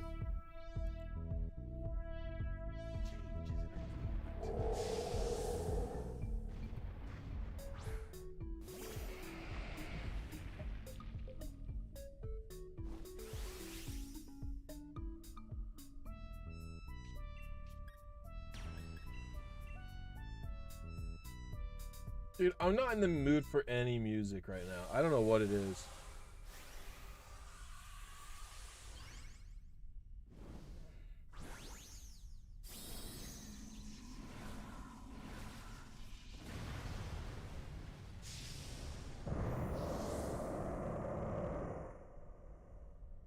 Do I just want to listen to that fucking Melee playlist again? Dude, I love that shit.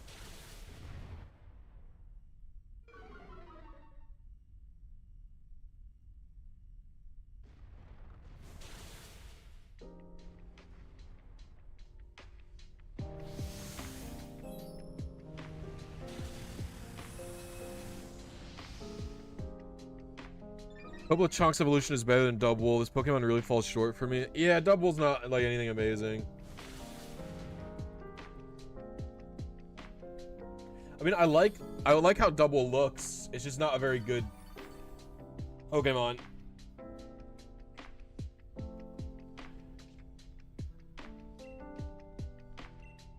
Like, what can it do? Like, I feel like it can't do anything.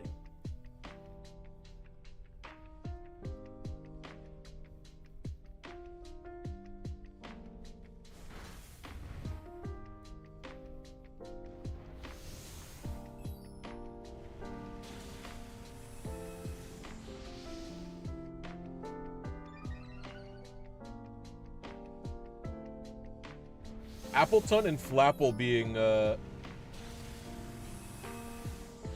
really bad also disappointed me.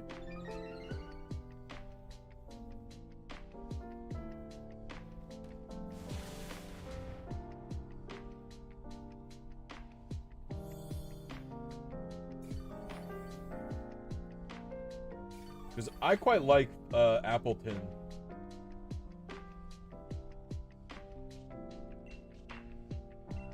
Appleton is such a cute design.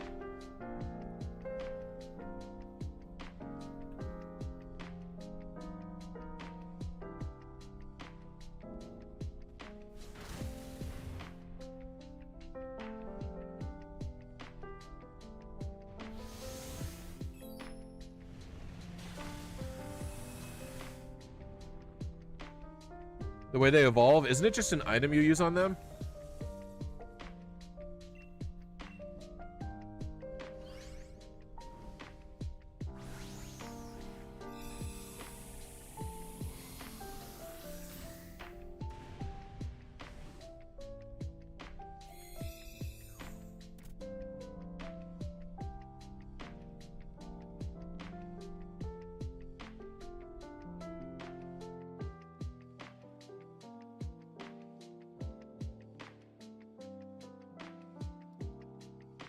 I think one of the cooler things that Sword and Shield did with the version exclusives was because you can do raids and stuff from other games that you can actually get version exclusives without even trading. Like, yeah, you still need to do multiplayer, but you don't need to trade at all.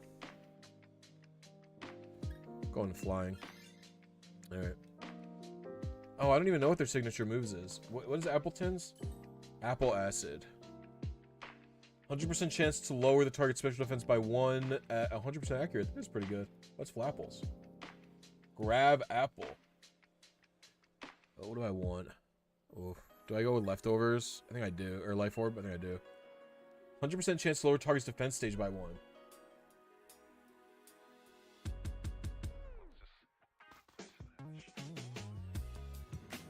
Yeah, those are pretty good.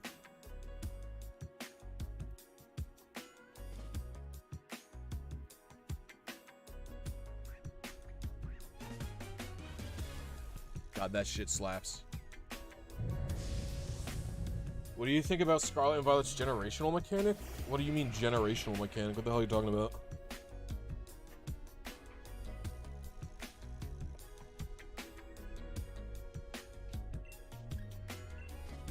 I have no idea what that is. Can I get a 5 hit? What's up, Mark Courage? I'm doing alright. What about you? Oh, you mean terrestrialize. I'm sick of these I'm sick of these mechanics.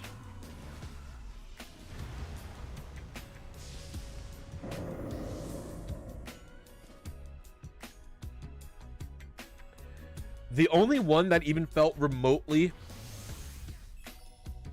with, I'm just doing it with chat. People from the chat. Anyone can join. Basically, to me, Mega Evolutions were the only mechanic that was well thought out at all.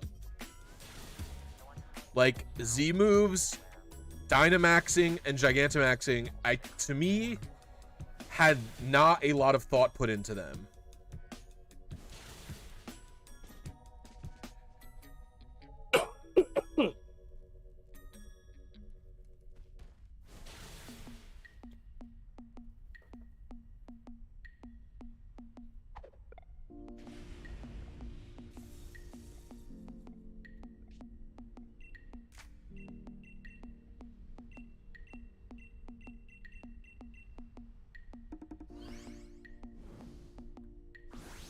I don't think that they're not confident in their franchise. I believe it's become a toy sale thing. Mega Evolution, Dynamaxing, Gigantamaxing, they all have a bracelet accessory that they can sell. Z-Moves too, they all had a little accessory. So I don't even think that they believe they need it for the games to do well. I think they just want to sell unique toys.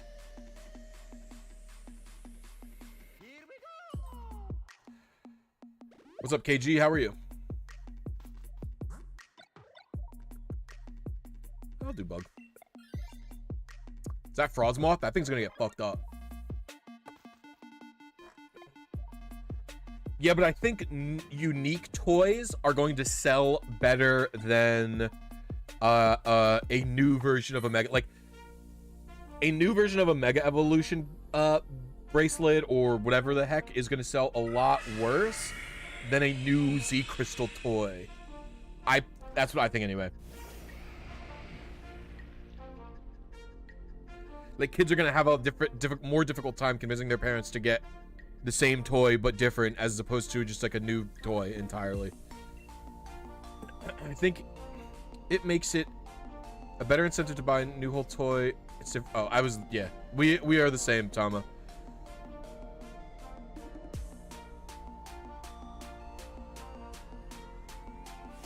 Yep. I think Tama's super right. 100% correct here.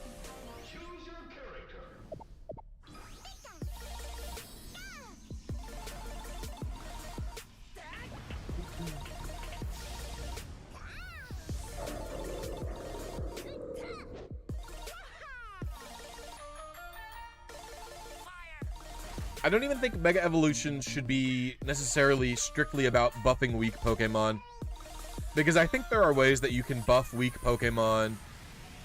Whoa, that fucked me up. I think that there are ways that you can buff weak Pokemon without like needing something so drastic as a Mega Evolution. And I think it's fine that they only picked whichever Pokemon they were inspired to do. Whatever, you know what I mean? One more, come on. Nice. Yeah, the Pokemon getting drought. I mean, ever since Gen X and Y, they've been open to do. Ever since X and Y, they've been open to do direct stat buffs. Like, everyone thinks that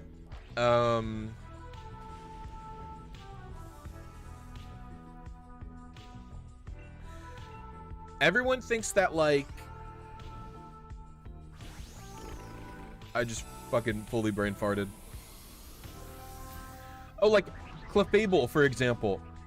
Everyone thinks that Clefable got super broken because of the fairy type, and obviously that helped, but Clefable got a stat buff in X and Y as well. Everyone forgets. Clefable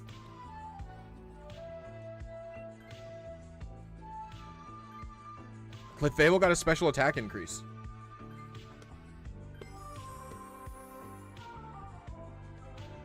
What's up, Guacamole Dolphin?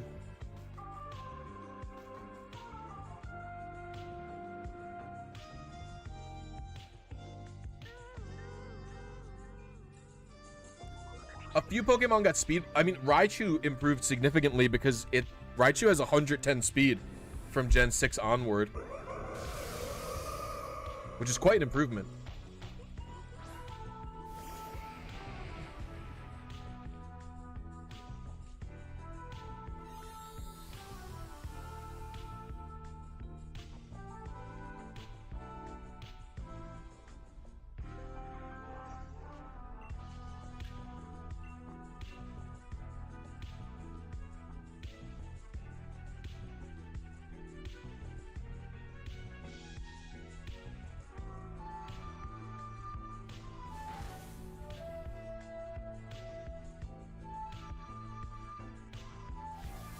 Gosh dang it.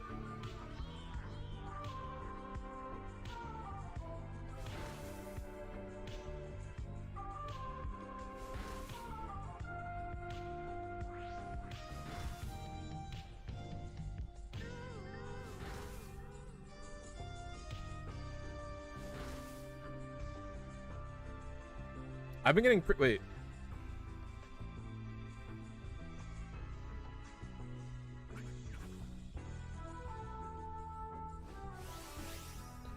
I don't think it's worth it for me to Dynamax because I just got my attack lowered. I might just body slam and let whoever's next Dynamax. Tauros is currently our best Dynamax candidate if she doesn't lower its attack. Oh, there goes me, I think. Bye. What's on Tauros?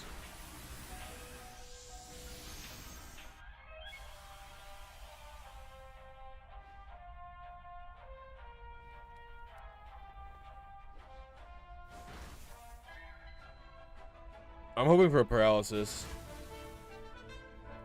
Oh, but she used Misty Terrain. Gosh dang it.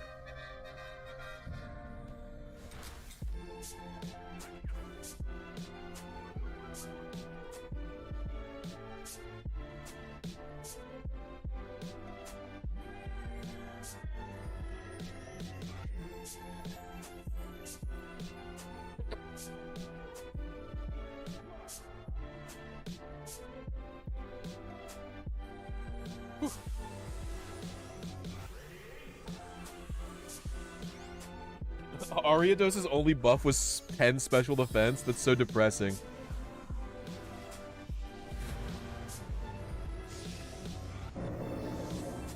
Yeah, I don't know.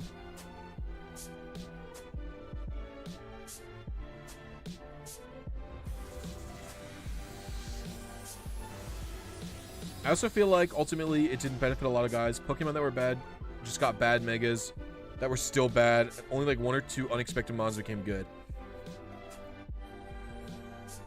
I think it was more than a few. Let's see. Let's take a look at how successful megas were.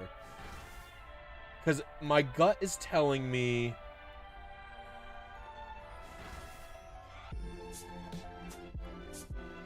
My gut is telling me that... My gut's telling me it was more than a few. Let's see. What do we got? Let's find an OU. Is Alakazam Mega OU? It's not. Are you kidding me? Is Alakazam OU? No. Okay. Who's OU? Is also OU this gen, right? Yeah, he ended an OU as some sick joke. Alright, both Charizards. Admittedly, Charizard was also already popular, but he's OU. Both Charizards are OU. Garchomp Mega is only OU by technicality. His Mega is actually worse. Gardevoir. So Charizard, Gardevoir, Heracross, Lopunny, Manectric Medicham, Metagross, Pinsir, Slowbro, Tyranitar, Venusaur. So we surely can't count Tyranitar. Although Tyranitar is okay, but we can't count Tyranitar really. Scizor Mega. I mean, Scizor, it's weird. Some of these buffs are weird because, like if you look at Scizor nowadays, is it still OU? That's UU.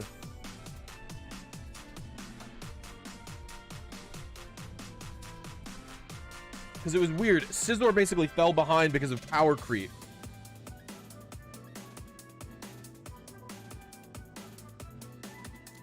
Is that shiny? I don't know.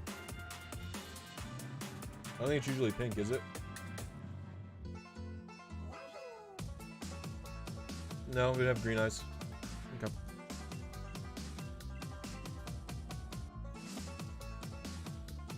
It's very hard to tell.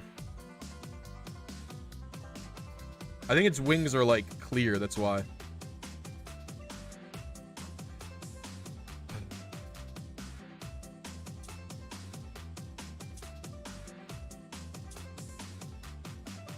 Five more should do it.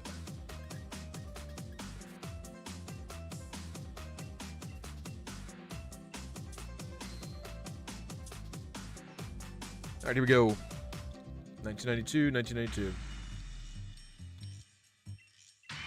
What a grind.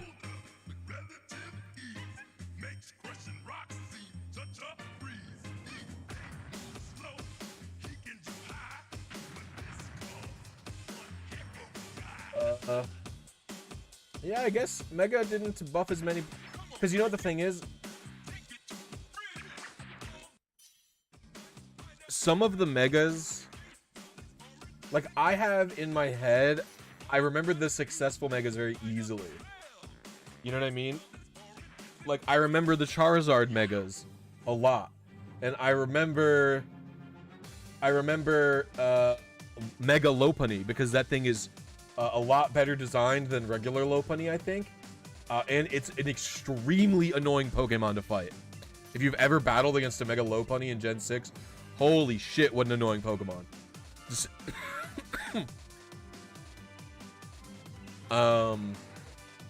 just as well, Mega Pinsir, extremely good.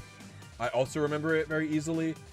And then the rest of the Megas in the tier are just like, you know, there is no difference between Mega Scizor and regular Scizor. Mega Scizor is just a bunch of stat buffs to Scizor. They play and function literally identically.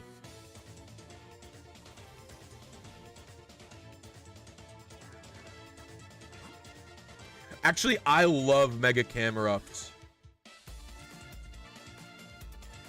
I actually am a big Mega Camerupt fan because I'm a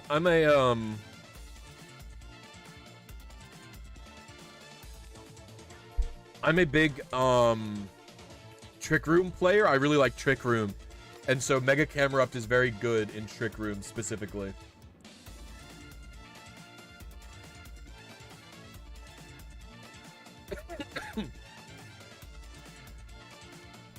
No, he's really powerful. Like he hits like a truck.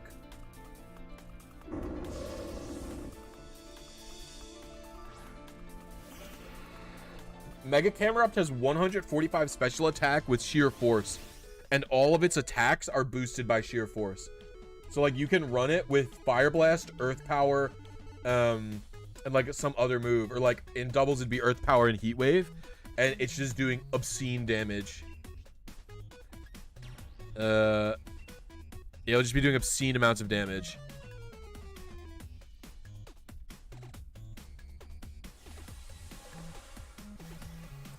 I also kind of like Mega Garchomp.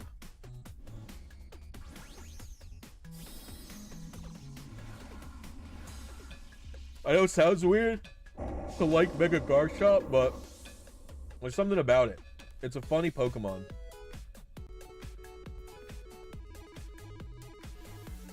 I think what I like about it is it's like,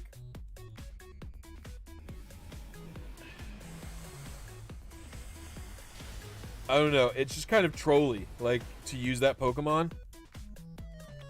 I've used it before.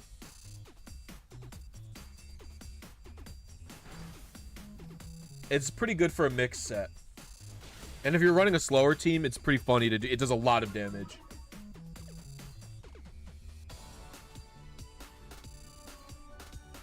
Like, you can run the mixed attacking set with Mega Garchomp. It's hilarious.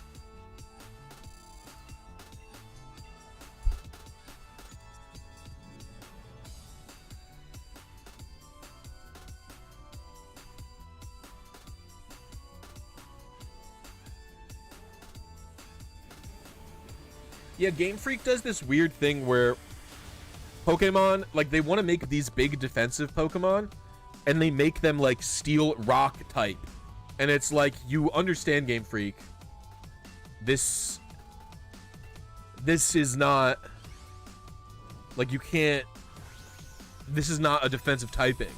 Steel and Rock, that's weak to water, fighting, and ground. That's not a defensive Pokemon, Game Freak. You gotta stop doing that.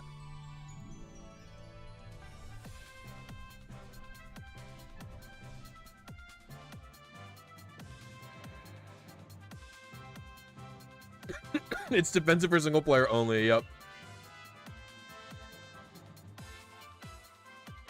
Oh.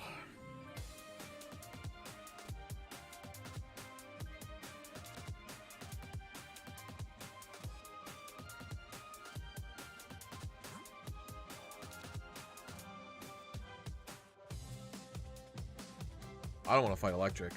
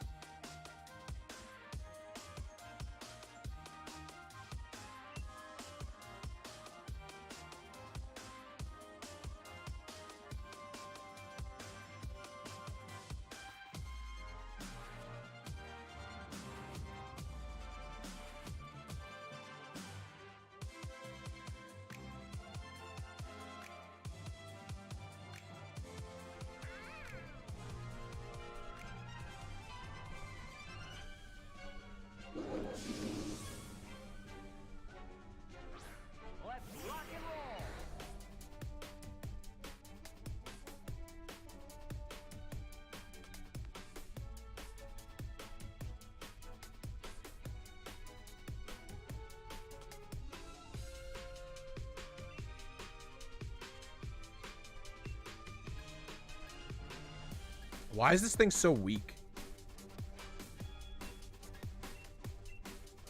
He has no good moves.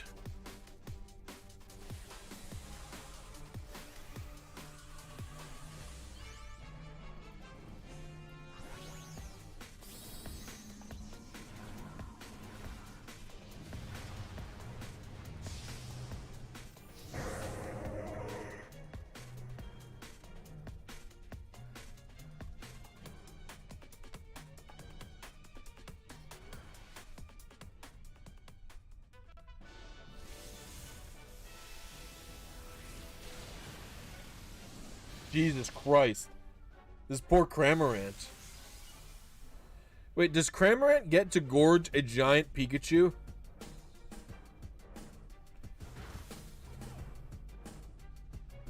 I guess we'll never know. Oh, it lived. Oh, he used Endure.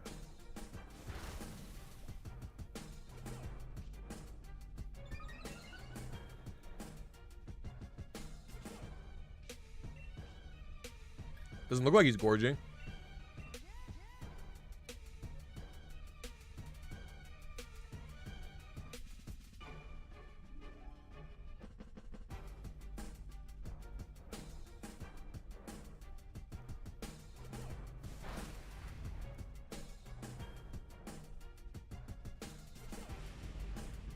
G-Max Cramorant eating G-Max Pikachu. Exactly.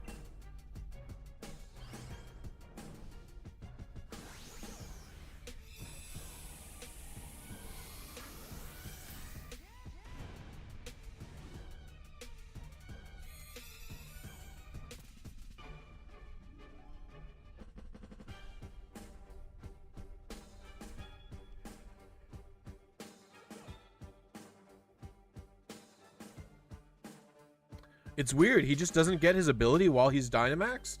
That's so odd.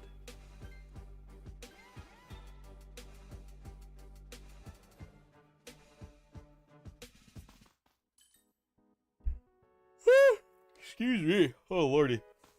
Two dark types. Who are we? Who is there?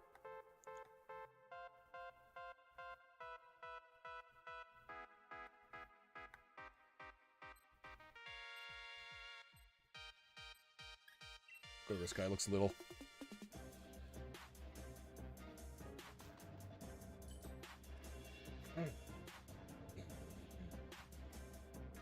Wait, who's the what type are we fighting? Did anybody remember? I don't remember.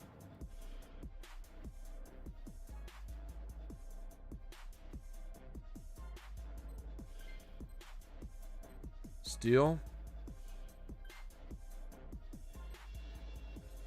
I'll not take it then.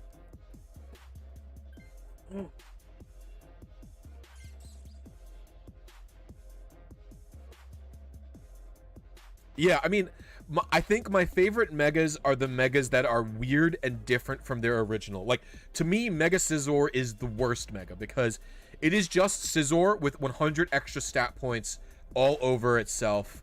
To be exactly what Scizor does, no difference. You know what I mean?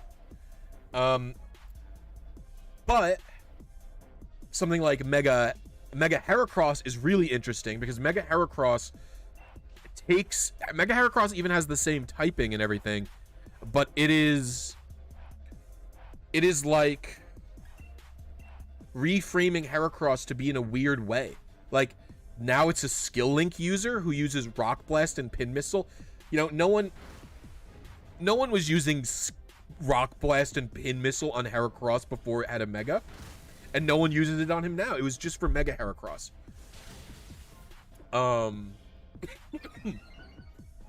Same with Mega Lopunny. Mega Lopunny functions very differently compared to regular Lopunny, right? Regular Lopunny is like a weird support mon that, like, all it really does is use, like, it has Klutz so it can trick items over to Pokemon, and, like, it uses, like, Encore and shit like that. Same with Mega Pinsir gaining the flying type. Yeah, you know, it is functioning similar to how it would before, where it's just fighting. But having Aerialate, I don't know. I think it's different enough.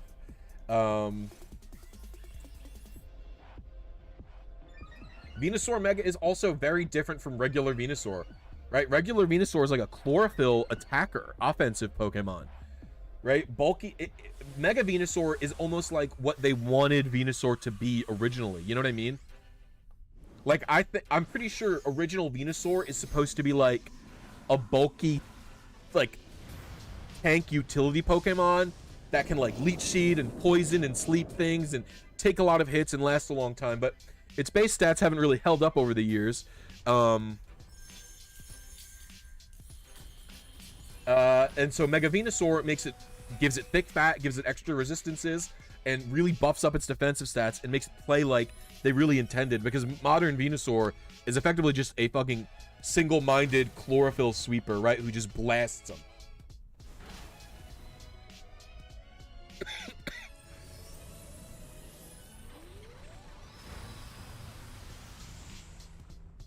Oh, that's right. Yeah, in Gen 1, it would run. It had Razor Leaf, right? It was probably a Razor Leaf spammer in Gen 1, wasn't it? Yep.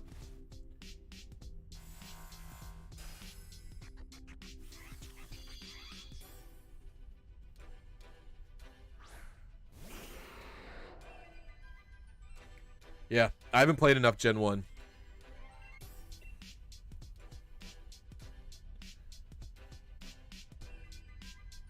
I think most Megas, Muntry, are pretty bad at doing that. I think very few times are you going to want to do the Mega option select, because you're effectively running a Pokemon without a held item in that instance. That's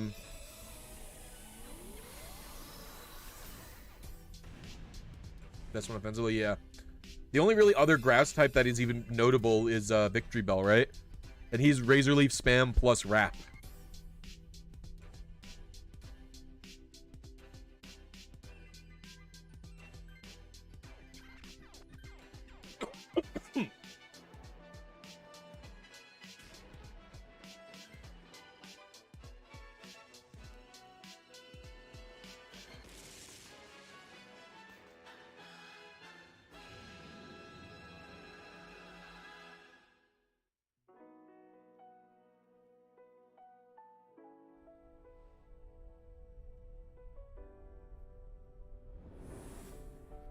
Artana.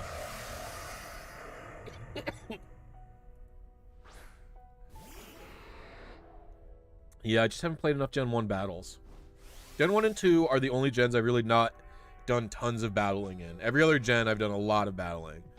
And I've done a decent amount of battles in Gen 2 compared to Gen 1. Like in Gen 2 I've at least done some stadium stuff. I've done the Gym Leader Castle stuff, and I've done the what's it called? Some, like a few cups. Not too many cups, but a few.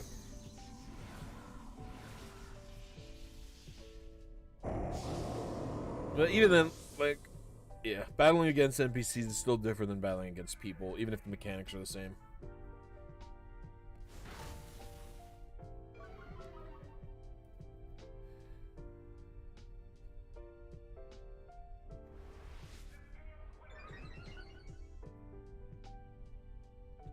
No, I don't think the fact that holding the button means there's an option. And there's very few Pokemon who are not always going to Mega immediately. The only one that isn't gonna Mega off rip that I can even think of is what's his name? Mega Alakazam doesn't want to always Mega instantly, because regular Alakazam has Magic Guard, whereas the Mega does not. So it will be like not like it'll be immune to entry hazards basically. But like a lot of the time, like if you want to run a Chlorophyll Venusaur, you're better off just running going full Chlorophyll Venusaur, like getting that shit done. You know what I mean? Like just committing is my point. Is this? It's that committing is typically superior like hard committing to a single strategy is often better, and having other team members cover for that weakness than having one Pokemon who can kind of do both, but weaker than it would be if it fully committed. That's my main point here, right? I'm trying to think of what other megas I would run that I wouldn't want to mega instantly.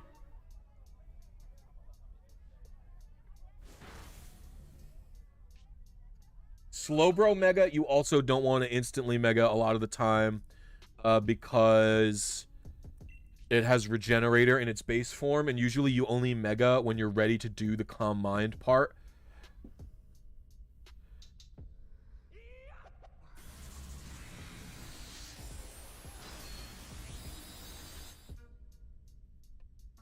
No, Sableye always hits the button instantly. What are you talking about? Maybe in VGC it doesn't, but in singles, Sableye is an instant mega button presser. Prankster is not worth how bad its stats are. In fact, because of the way Gen 6 worked, oftentimes, Sableye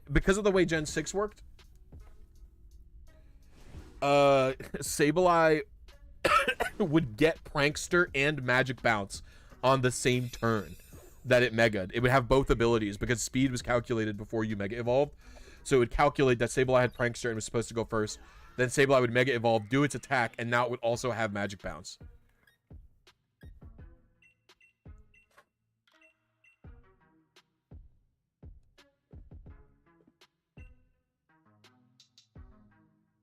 I agree that in VGC you could have 2 megas, because you could easily plan for 2 separate teams where you're not bringing both of them.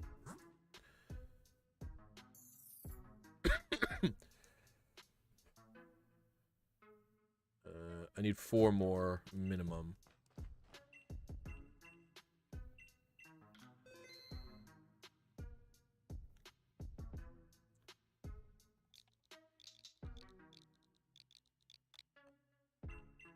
$19.92, let's go. Excuse me.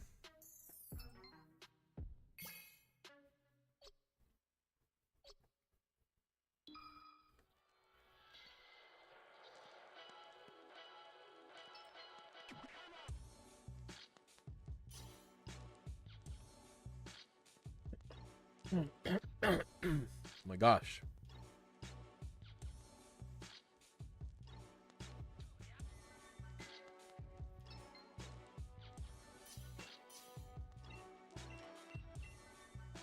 Yeah, Sharpedo would protect for speed boost.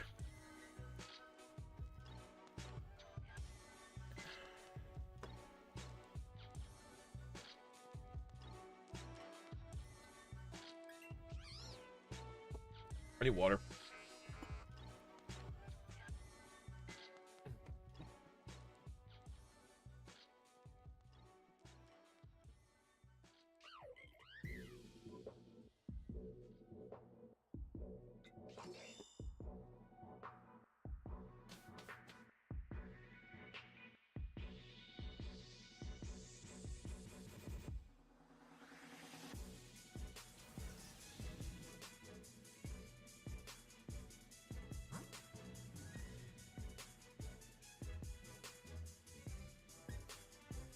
Bug's probably a little bit of a safer path for us. The bug into ground is a safer path. That's what I think, but...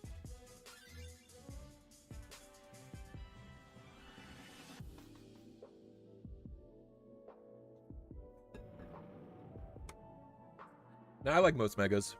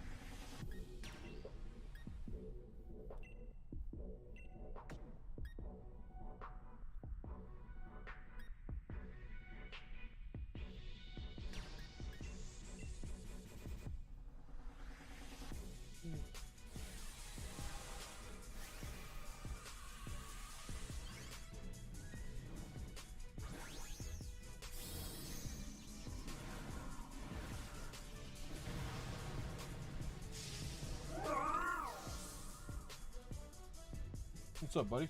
The door's open. You wanna go?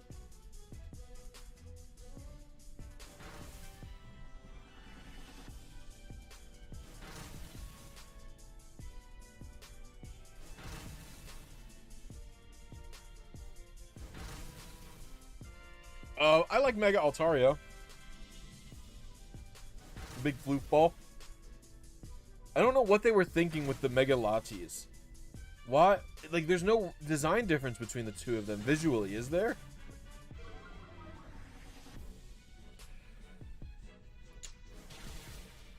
Yeah, Mega Gallade is way too much. Although I guess it's a Gen 4 one, but...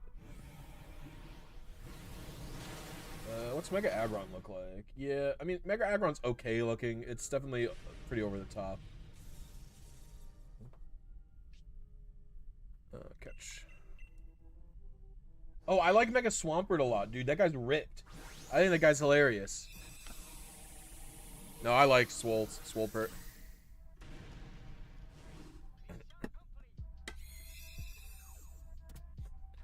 Yeah, oh, do you know being the only one is insane?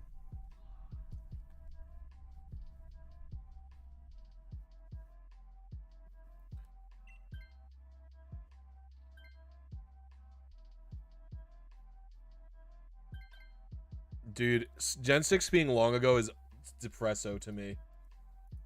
I got a Facebook memory last night of me because when I was playing I don't go on Facebook very much, by the way, but hold on, this is annoying me. I said ground, right? You could go flying too, actually. Flying is whatever. I got a Facebook memory like last night. I don't go on Facebook very much, but Amanda likes to tag me in memes or whatever on it, so I still go on there occasionally. But I got a Facebook memory of my playthrough of Pokemon X and Y, and while because the 3DS had a built-in screenshot feature, because the 3DS had a built-in screen capture feature, I would take pictures on the 3DS of my like example playthrough of like what's happening, you know what I mean, of like my current playthrough in the game, and like post little captions and stuff of it. Just a fun memory.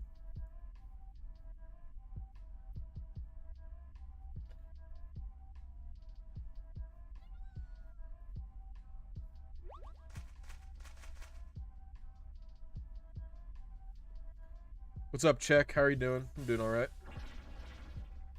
10 years, yeah. Yeah, 2013 was X and Y, right? It's crazy.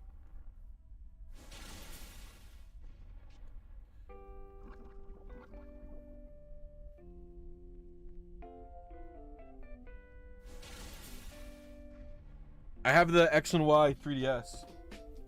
That was my first... That was my first 3DS. Was this one? Was the X and Y Special Edition?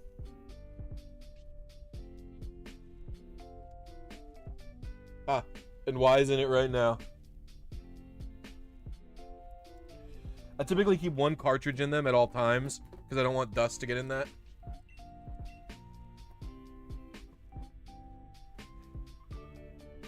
Itching for ability patches? Well, this is for the World Championship, the 2022 World Championship team.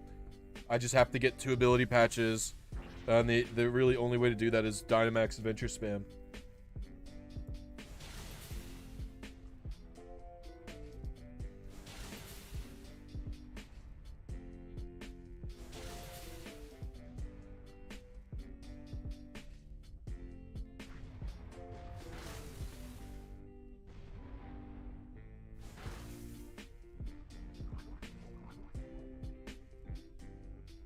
For ability patches, Colonel-Matic does not have a recipe, no.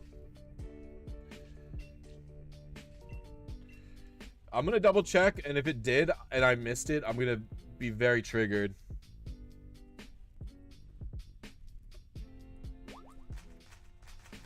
Because I did a bunch of Colonel-Matic stuff yesterday. Or 2 days ago? I don't even remember at this point. No, because Colonel-Matic was a, Cramomatic was a Isle of Armor feature, which ability patch was actually only introduced in the Crown Tundra, if you remember that.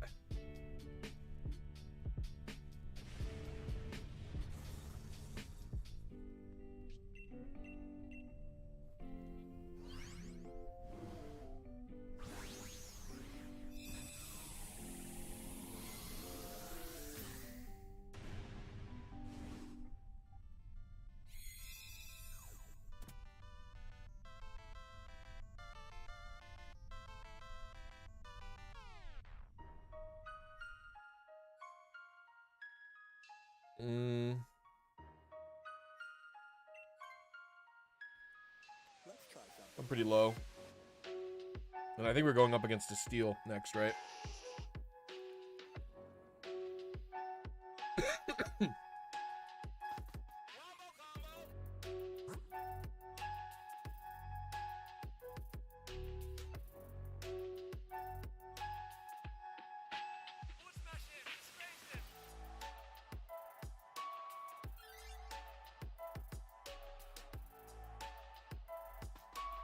Oh, why?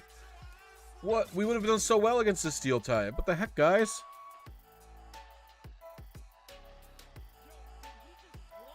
And the steel type also gives us berries.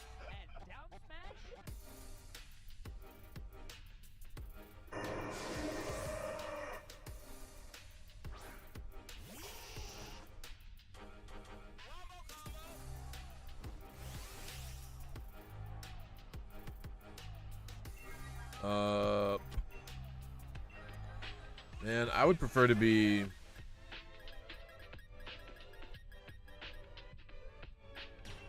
Oh, almost.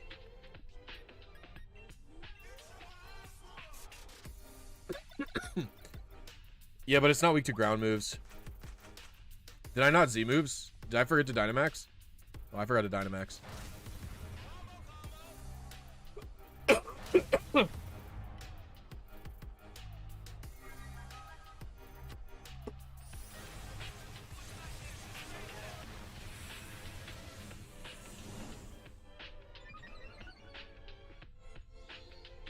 Oh, I hope I burn it now. Oh.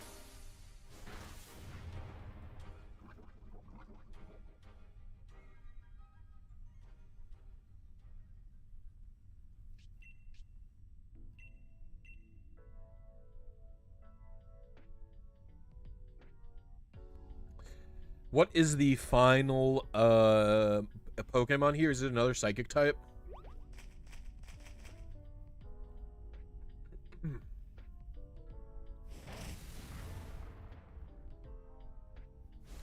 Yeah, it's just going to be 1992. Grass? What's a grass legendary? We already caught Kartana. There's not another grass Ultra Beast. Oh, Virizion. It's got to be Virizion, right? No, Virizion's not in this place. Wait, who is it then? Scanning. Scanning. Gen 1 has none. Gen 2 has none. Gen 3 has not. I don't think Gen 4 has any either. Gen 5 is Virizion, who's out and about. Gen 6 only has like 3 legendaries, right? Oh, it's gotta be Tapu Bulu. It's gotta be Tapu Bulu. No, mythicals aren't in. It's gotta be Bulu.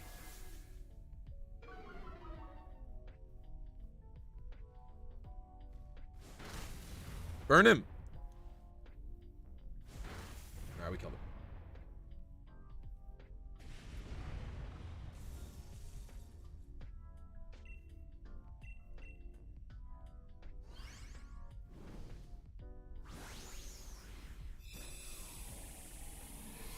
Oh, I tend not to think that the ROM hack scene would produce a better selling Pokemon game than the Pokemon Company would. This is probably the last song, isn't it? If it's grass, someone should take this. It's Bulu. I'll keep Nidoqueen. Maybe Minccino takes it. Now we have more songs.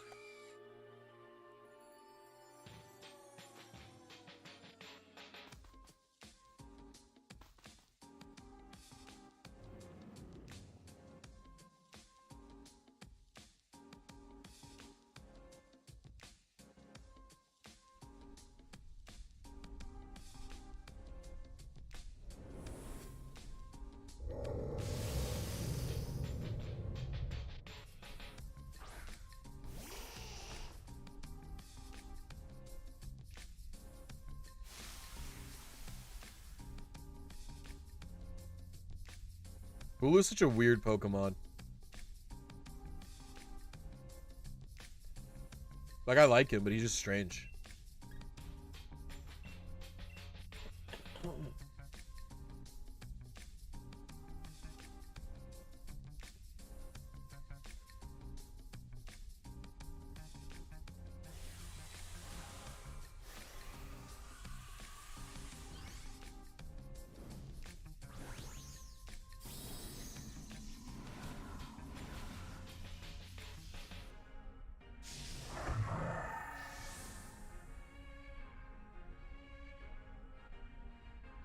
I mean, I think Gen 9 is just deleting TRs and making all the TRs in this game's TMs again.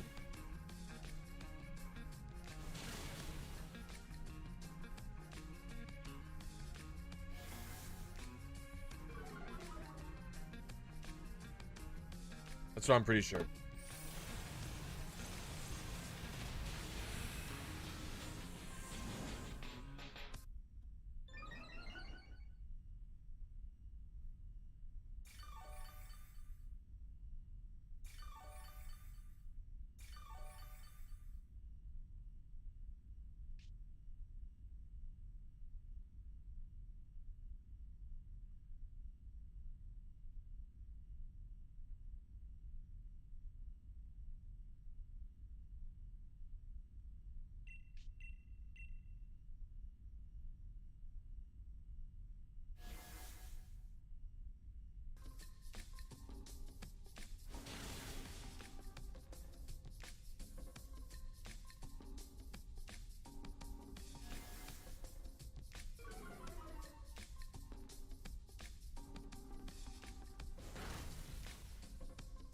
Wow, that sucks that that KO'd you. Holy crap.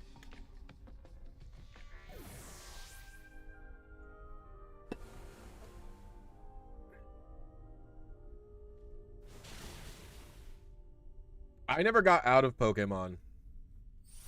It just felt like I got out of Pokemon for a while because there was no fucking releases between there was basically no releases in my time in middle school. But like 3rd gen came out when I was in elementary school, but then 4th gen came out while I was in high school. So there was literally a 3-year period where there was no really brand new game for me to get into. So I didn't play them. I even hated Fire Red and Leaf Green back then. I was like, what's the point of these? I have Red and Blue. I remember my brother playing his copy of Fire Red, and I was just thinking it was stupid because you couldn't get Missing No.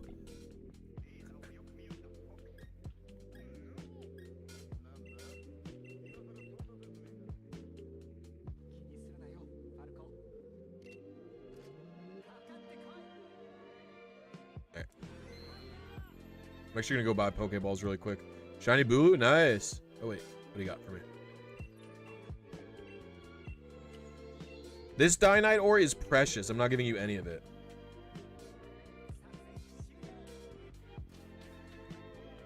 I think we only need to do 3 more adventures. Ooh. I want to go check out the color of the shades. Yeah, I would fucking love to do competitive singles if they just got rid of the frickin' timer ban.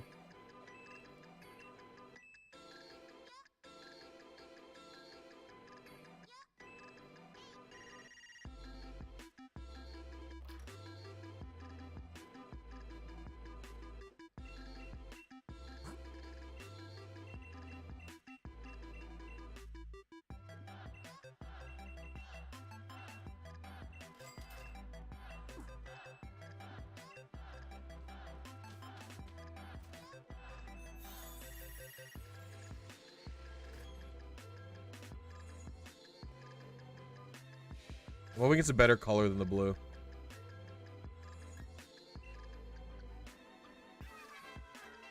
This doesn't really go with my aesthetics very much.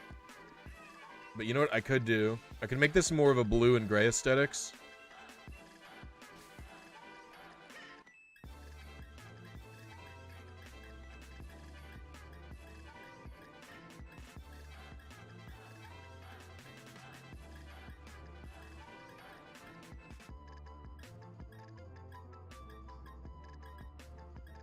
There's no blue?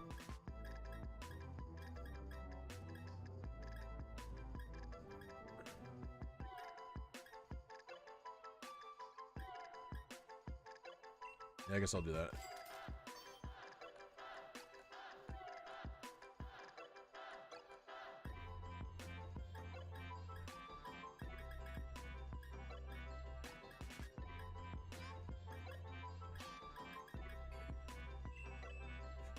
Not the best match, but it's a little better than what I had going on before.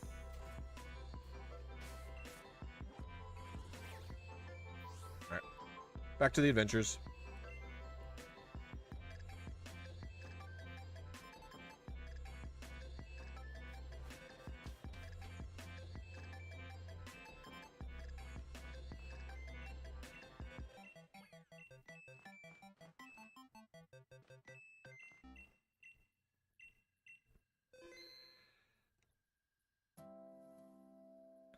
Alright, the code is 1992. Twice.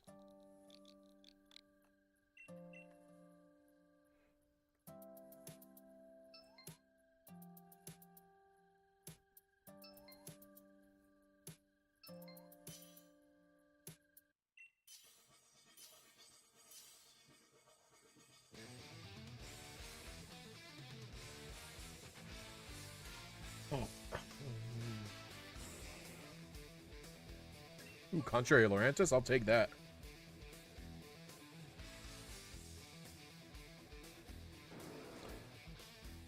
Ooh, Poltegeist and Togedemaru. Good choices for both.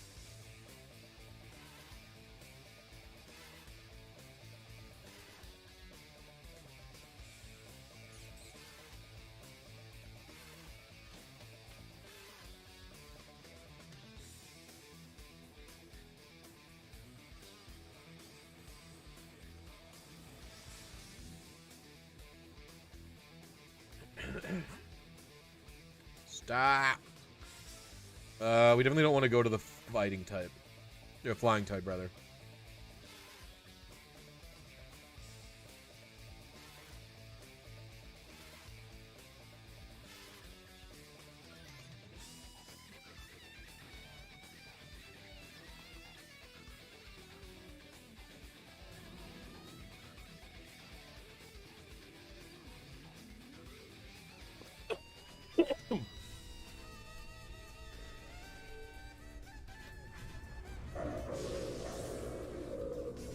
I believe the host intentionally picked Beanie.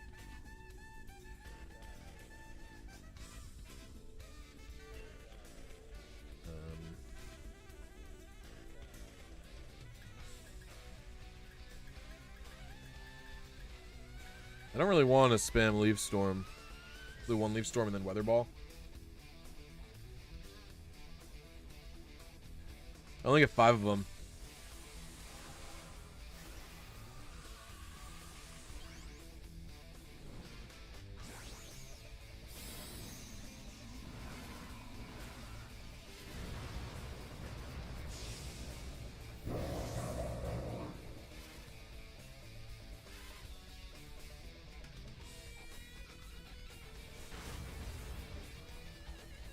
I've gotten no shinies so far.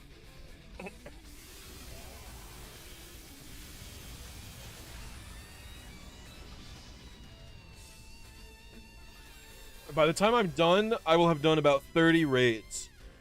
And I will have no shinies because I started with 100 Dynite ore and I'm going to end with about 400.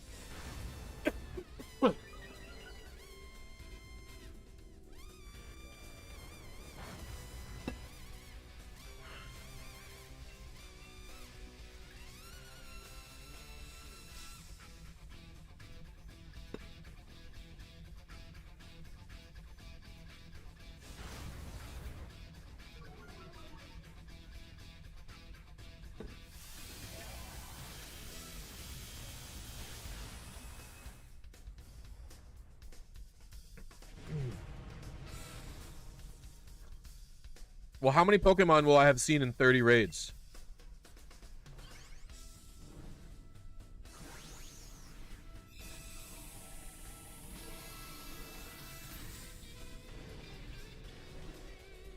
I would have seen 120 Pokemon. So, yep, not even halfway to 300.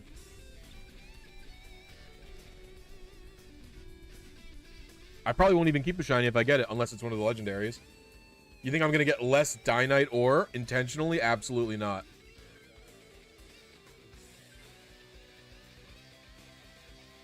Yeah, receiving the legend gives you more Dynite ore than, Yeah, receiving the legend gives more Dynite ore than taking another Pokemon home with you. So even if I get a shiny, I probably won't take the shiny.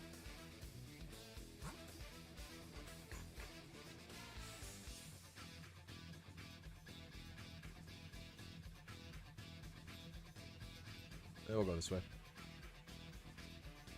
Actually, probably not the great to go that way. We have 2 people weak to ground. Oh, whatever. Hopefully we can just insta-win.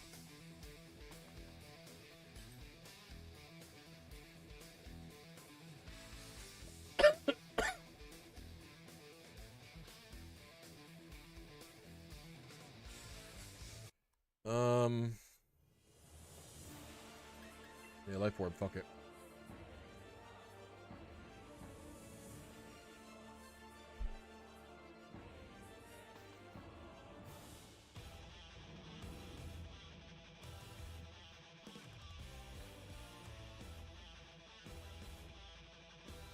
Anything to cut this grind down.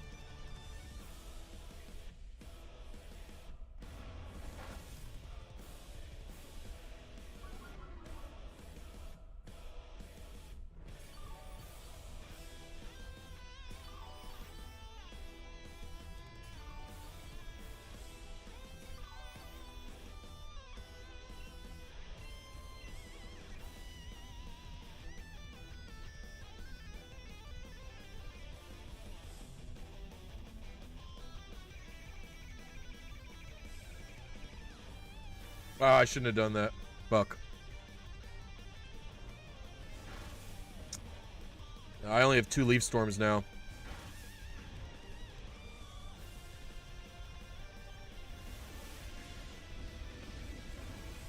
It's so funny. I'm just not a shiny hunter. That's the funny part. I truly... Actually, it was really... Do you guys want to hear a funny thing I said the other day? Hold on. This is... Someone, what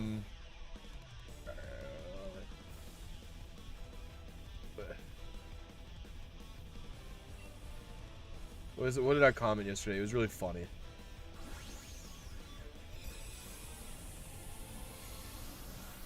Basically,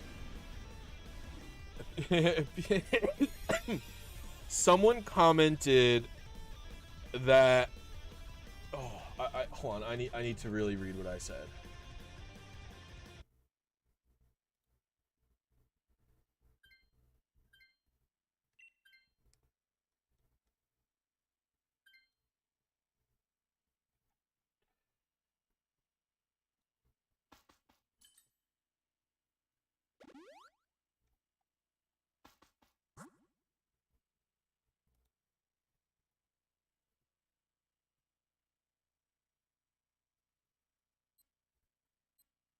fuck, I don't know where we're going.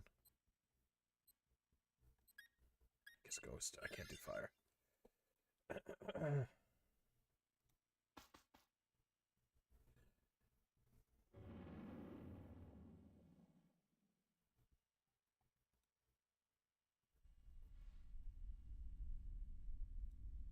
Okay. So some guy was complaining on one of Hefe's videos about RNG manipulation, usual bullshit, right? So he said, knowing what your shiny frame is, in general, gives you a permanent chance to get the shiny.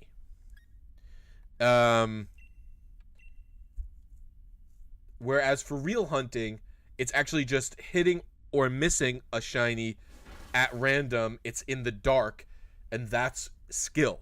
It is skillful to do that. And I agree that patience is a skill you have to develop, especially for things that you don't like doing. But my reply was something along the lines of... I typed it to Jeff. Let me see if I can find it.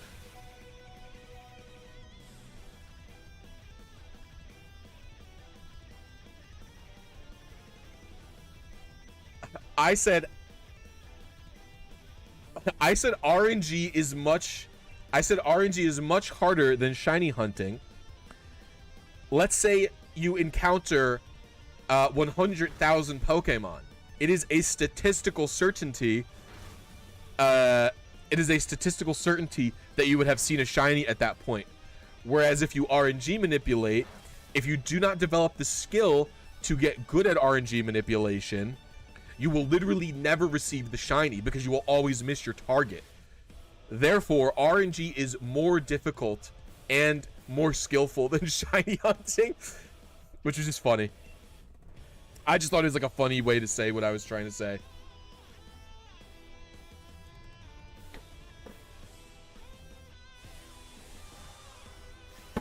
You know Shadow Renegade? I have no fucking idea.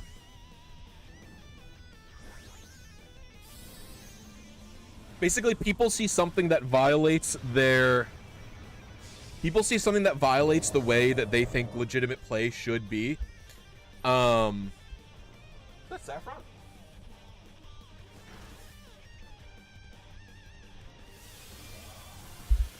People see something that violates the way that they think that they're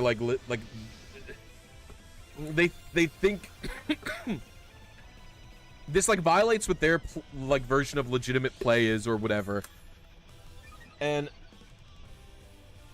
the thing is, it's like, instead of engaging with an idea that is different than theirs, they tie this thing, shiny hunting, they tie it like to their identity a lot, and they get very upset when, you know, what they perceive as their identity being attacked, right? It's just like, it's just dumb. Who cares? You have to not care about it. You know, my only form of engagement with these people at this point is either sort of doing troll comments, responding to them, or when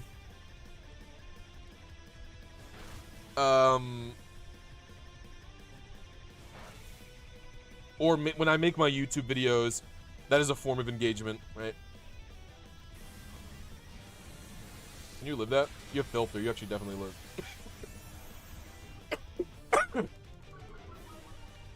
I mean, listen, anyone who says that me spending 16 hours to get an un-EV trained level 5 Pikachu for Wolf Glick's team is the same as either hacking or glitching or cheating is just unhinged, and or they're fully not willing to buy into the premise that what I'm doing could be construed as different by anyone or in any way, shape, or form. Like if you watch me do 15 hours of that and you're like, oh, you should just hack it in, it's like, I don't even get a guy. I have to still make the guy.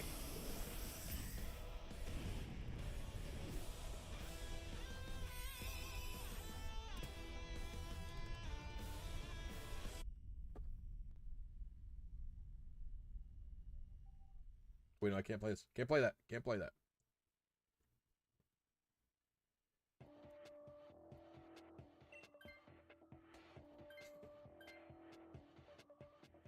It is a very strange thing for people to be mad about. My friend compared it to My friend yesterday, because I did a little mini tweet about it, my friend yesterday actually compared it to people complaining about glitches in speedrunners, in speedrunning.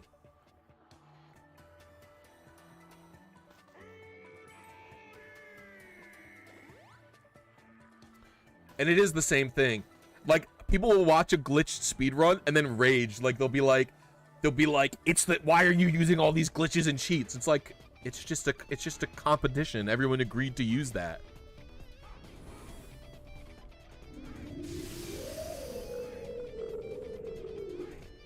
No, I mean, people just aren't willing to, people can be very not open-minded, is really what it comes down to. That's actually what I said, Muntry, because I thought about learning some, like, I thought about learning some of the Metroid Dread speedrunning stuff, because I fucking love Metroid Dread. That game is so goddamn good.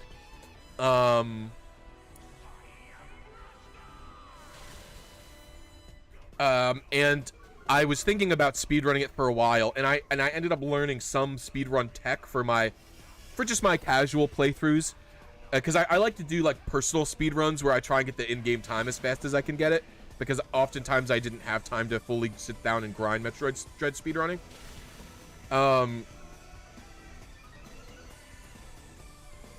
And at the end of the day,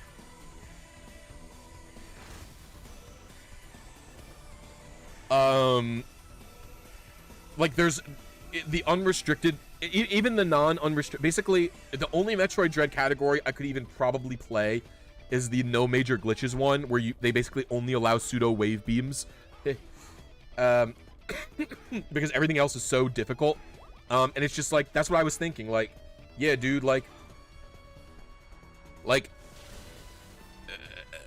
the glitches are so difficult in that game, like, I'm not interested in learning them, like, yeah.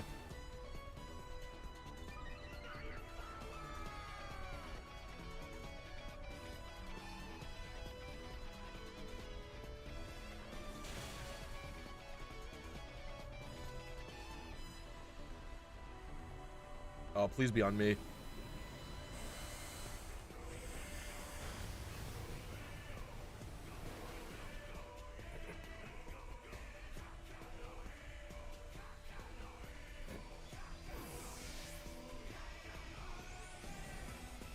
Man, that was our first death.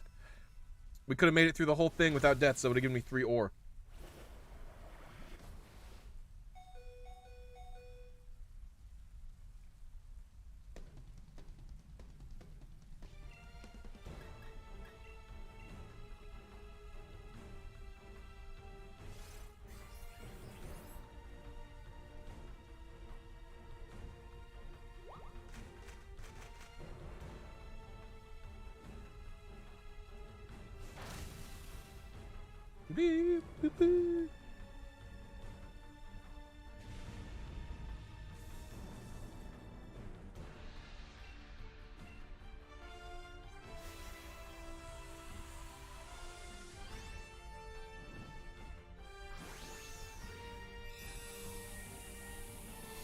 Many full odds hunters would look down on you, Squid.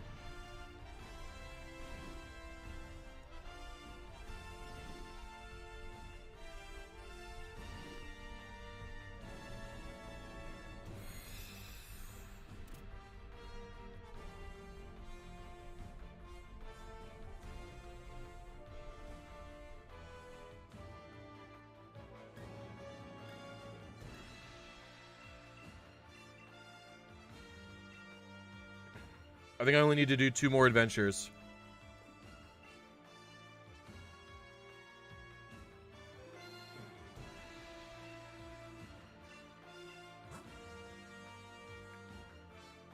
$11 will put me at 80. Yep, 2 more adventures. Let's go. We have to win 2 more adventures.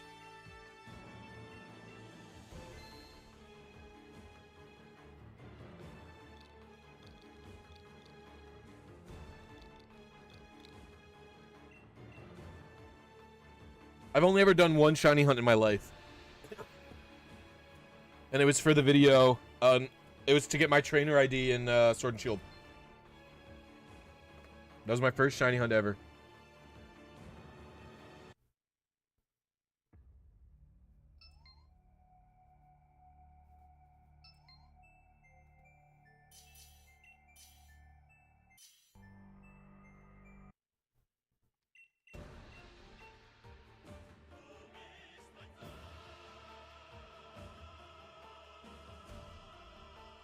I like this guy.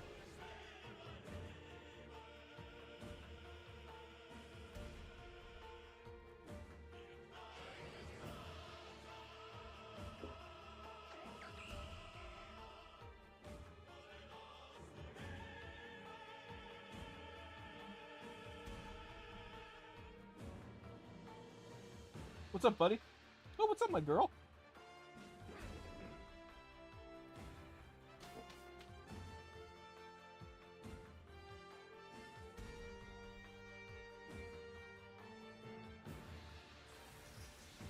Fire, that could be Moltres, that could be Ho-Oh.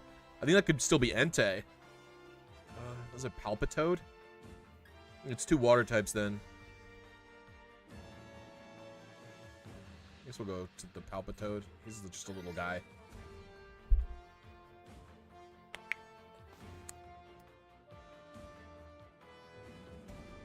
Alright, I think I already have Heatran.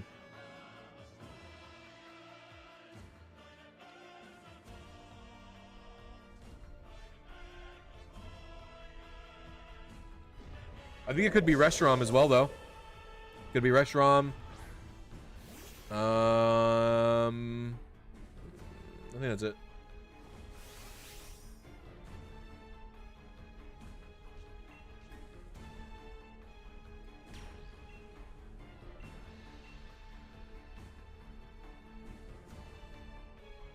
Yeah, because you called it a steel pupper, and I was like, what the fuck do you mean pupper? You think he turns a dog?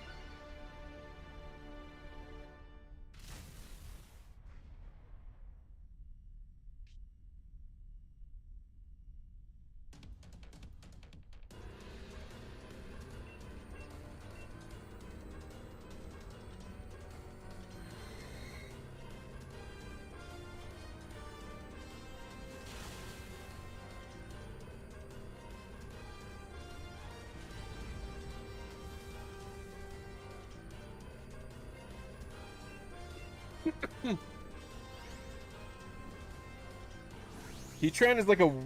I don't even know what Heatran is. It's not a dog, though. I reject the notion that Heatran is a dog. You're all dogs if you think it's a dog. That's what I have to say about it being a dog.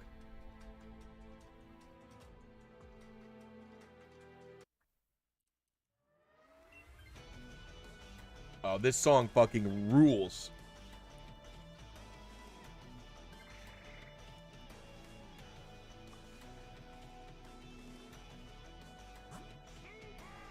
Super Borori. Go this way.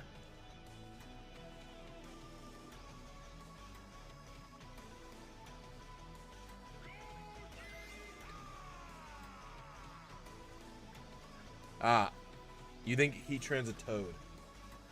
What do you think the trivia is on Heatran?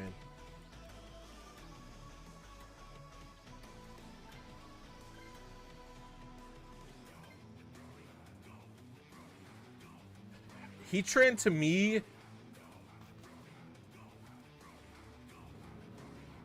I feel like I have imagery in my head of it like crawling around on walls and stuff, which makes me think of it as like a spider, but it's only got 4 legs. I reject dog wholeheartedly.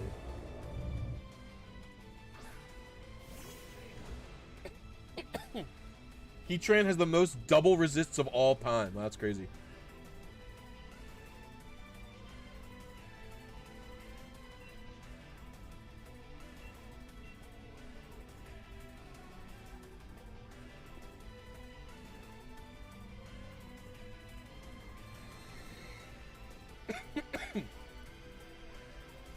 Bulbapedia has nothing on what its origin is. Toad is definitely better than dog.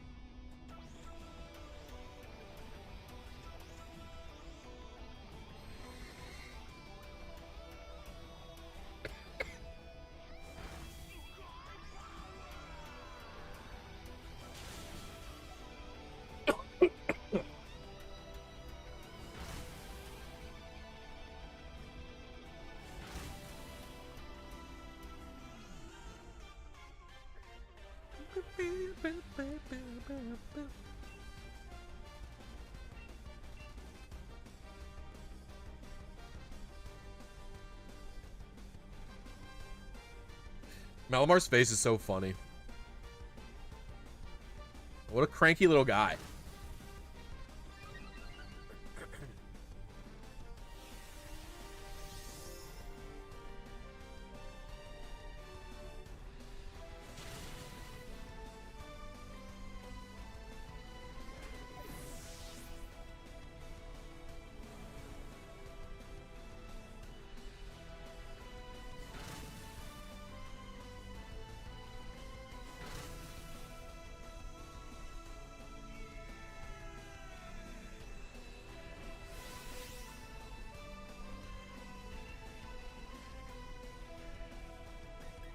Oh, dude, why have I not been skitter smacking?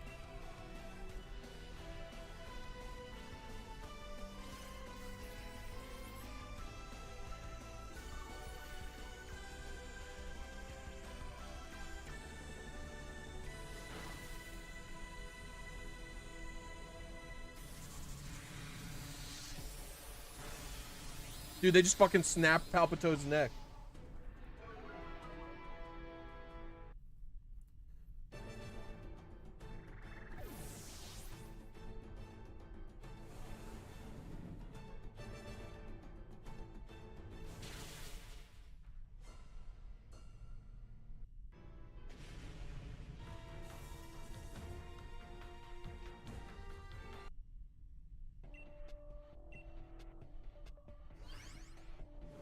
Surely it has a neck.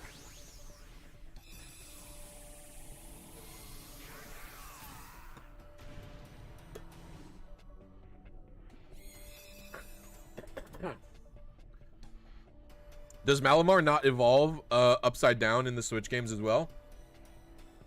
Don't you have to undock it and use gyro?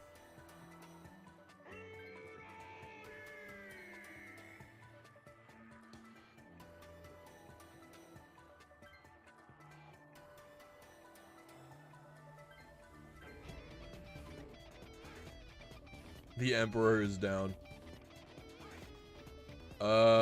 Ground or grass? I don't really want to do grass type. What ground type is that? The T? No, it can't be T-Tar. He's not ground type.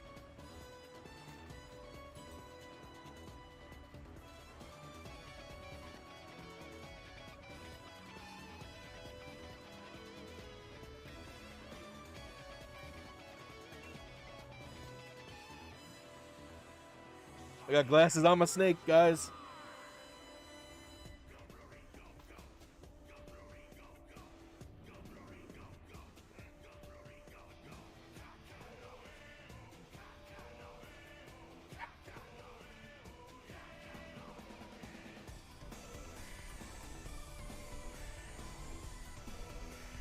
Oh, right on.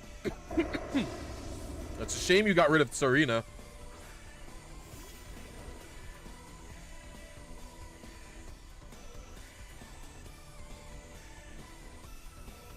Although it's good now. I think Palpito should probably take this thing.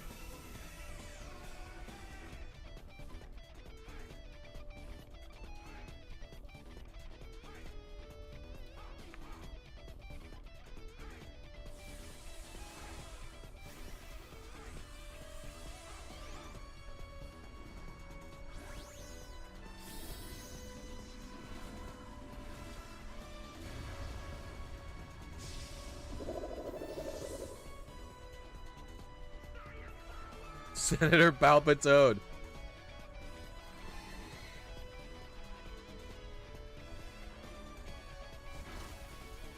Dude, fucking Girder's gambling. Burn. Burn. Oh, you don't have a water move? That sucks. Wow, that did a lot of damage.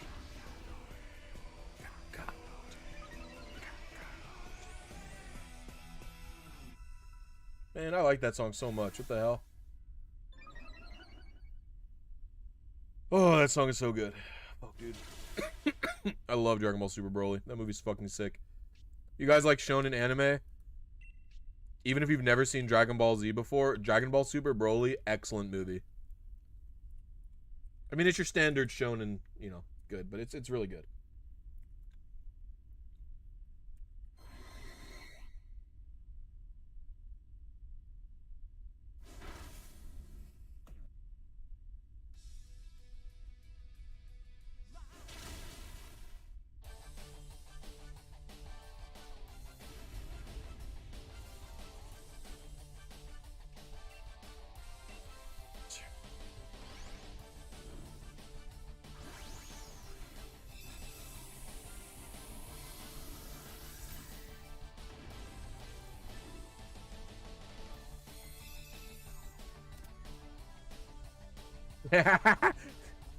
She is just a she is a very specific anime trope that I'm not into, is pretty much it. So I decided to, instead of nuancely like trying to explain with any amount of nuance, that her type of character design, specifically like the way that's just like a very specific type of anime character, and instead of trying to explain this is not a character I'm interested in, etc., because my gut reaction was, I watched the trailer for like 10 seconds and I was like, God, I hate this, and I turned it off. Instead of trying to explain why I don't like this character or any thoughts I have about it, I decided to be inflammatory and just say, I hate anime, this character sucks, because it'd be funny. Even though that is the type of tweet that makes me block everyone on Earth. Like if I saw that tweet from like another creator I didn't know very well, I'd probably insta-block them because I'm like, you just want clicks, you click farmer, and then I'd block them.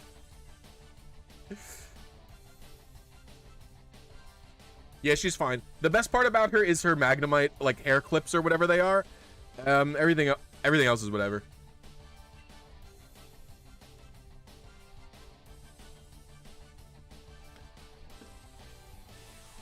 I literally couldn't make it through the whole trailer. It's genuinely a specific type of like anime character I don't like very much. Like the over bubbly like I swear like I've heard her voice somewhere before. Yeah, I don't know.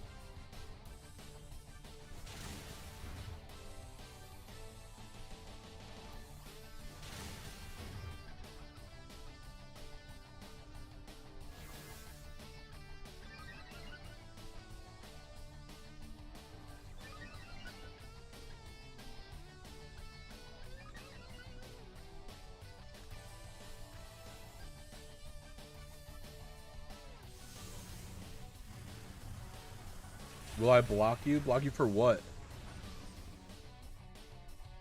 I am a very heavy Twitter blocker. I admit this.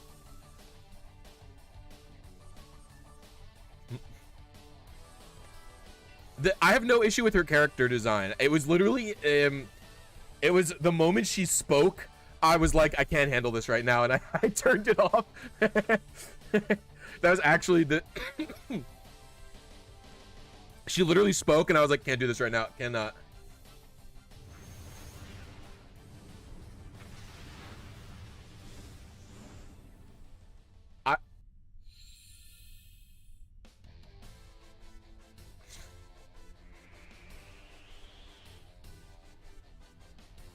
You know, I'm asking. I don't know, I guess, dude. I'll block anyone.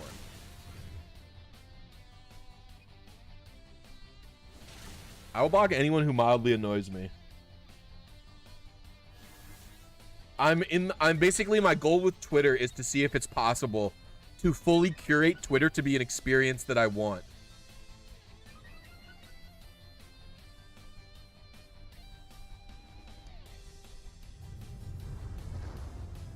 So I block everyone that like, I see one annoying tweet from a person, instant block if I don't know them. And then anytime a brand advertises a tweet, I instantly block it.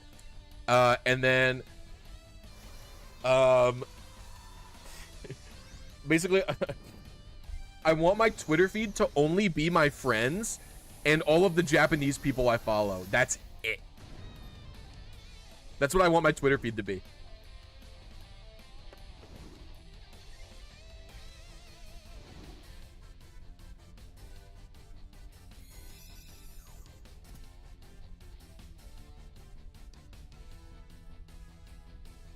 One day I'll make Twitter what I want it to be.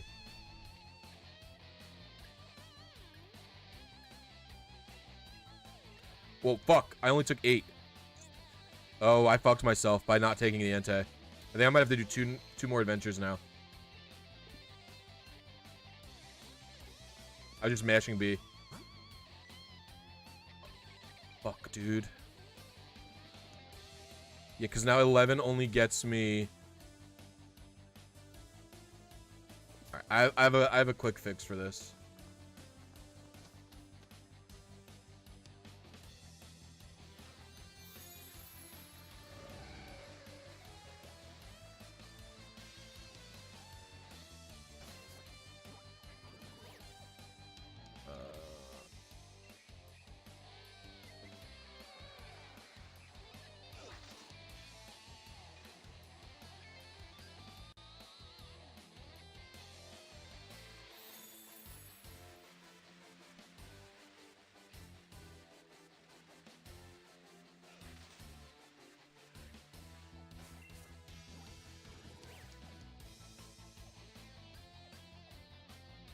I just need to do a few raids. I can do like 2 raids. And I'll probably have enough Dynite ore.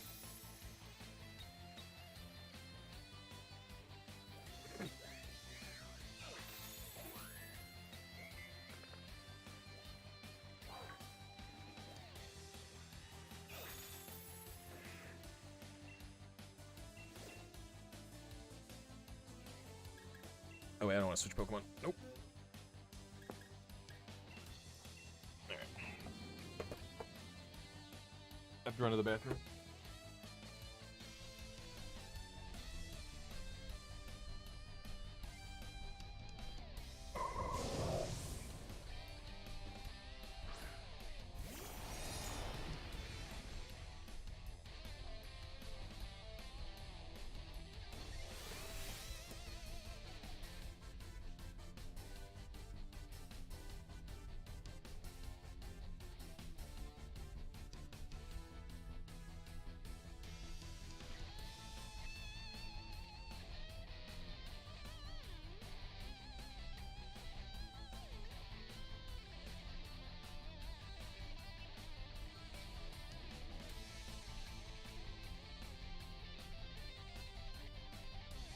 Controller keeps falling on the ground.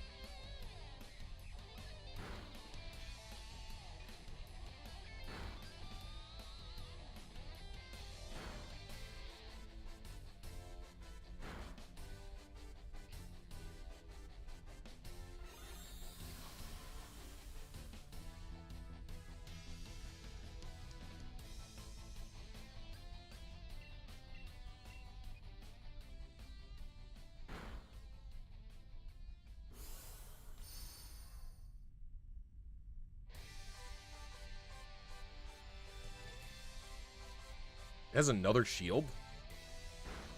Why?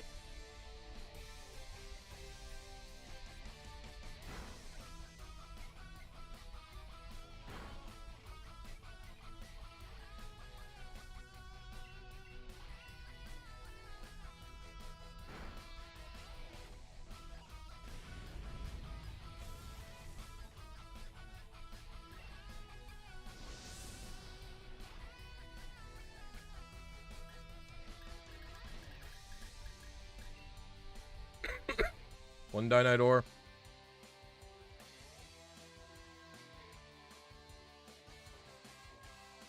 Eh?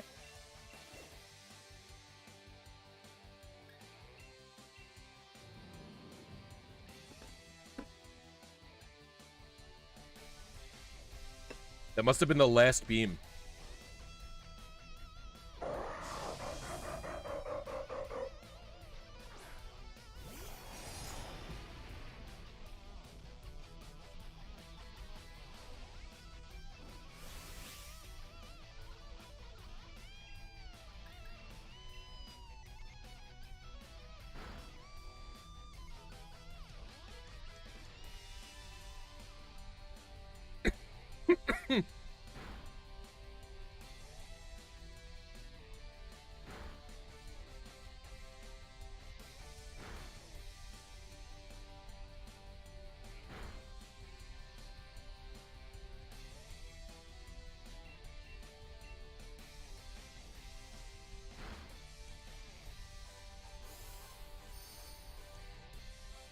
Can you just give me 2 Dynite ore? Oh, thank you, Baitwiz. I appreciate it. You look on the ability patch hunting? We're very close. Almost done, actually.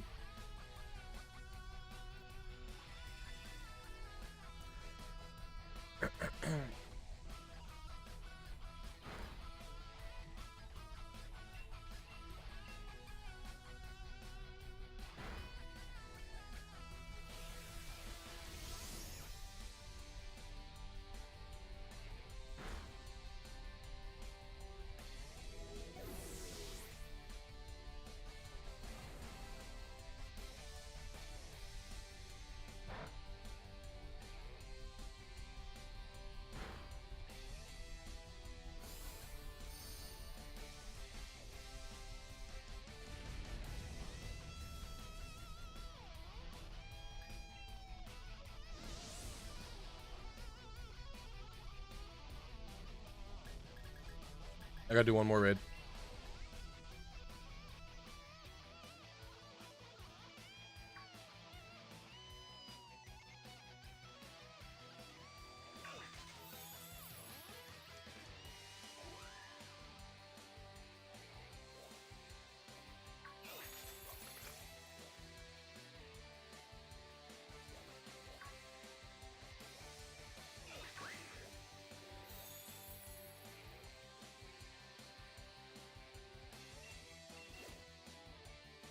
I don't even know who that is. Looks like it's just a little guy. Why are you in a rare beam, little guy? Oh, it's Eevee.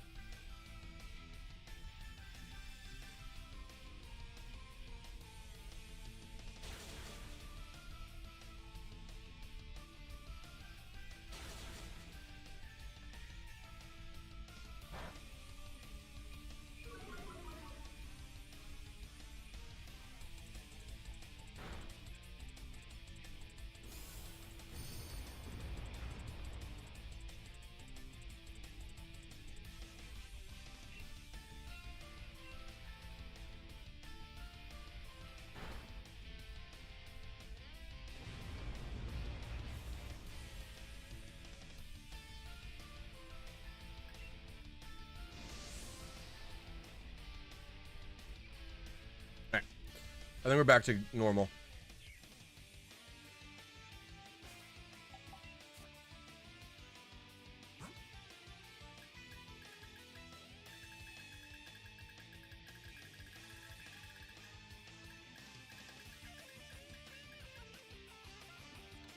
Yeah. All right. Alrighty. This will be our last Dynamax adventure.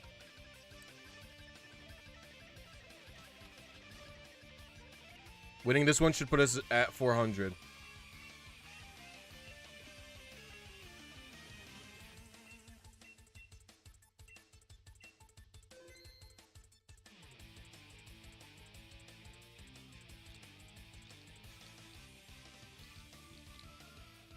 $1992. Here we go, the last adventure.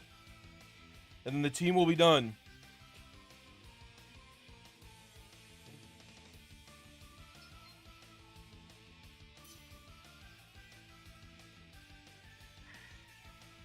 I actually literally need one more person aside from Squid. Because if I only do one person, I don't think I get 11. I think you need at least 2 people to get 11. Although it just would be better to not have an NPC to worry about.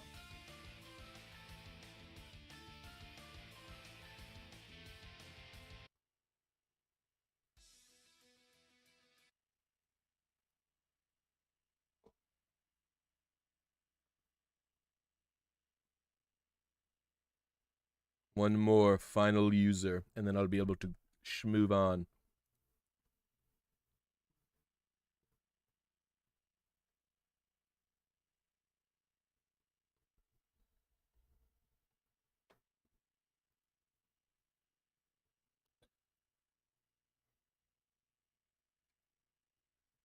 Come on, someone has to join us. Please. We need a friend.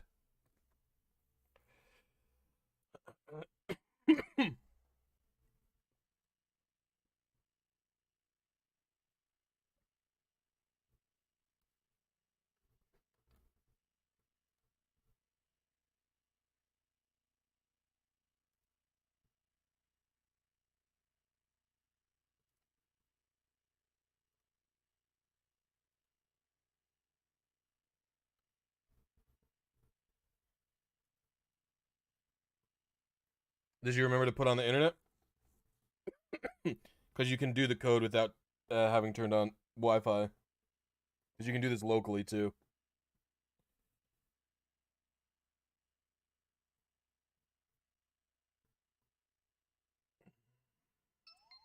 There we go. Here we go.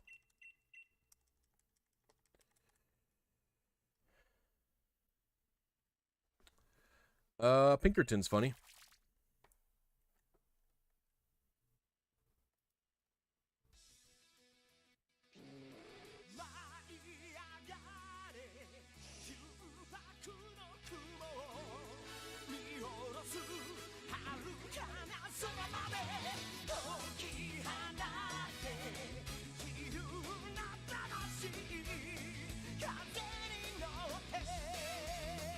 Electric. Might be Zapdos. I'm going flying. I guess we maybe shouldn't go flying, but I picked it.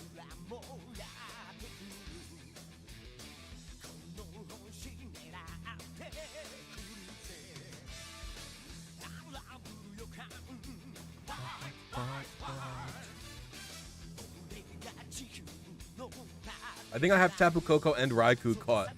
Are there any other electric legendaries? Yeah, it could be Circuitry, right?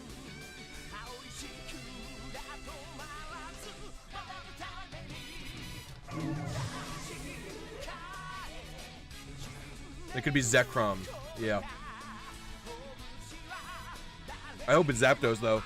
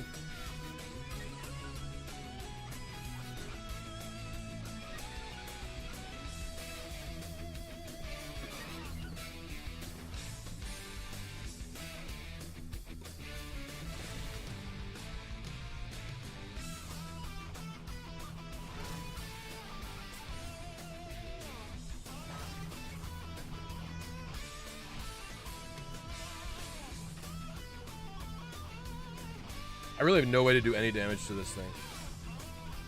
That's why I didn't Dynamax.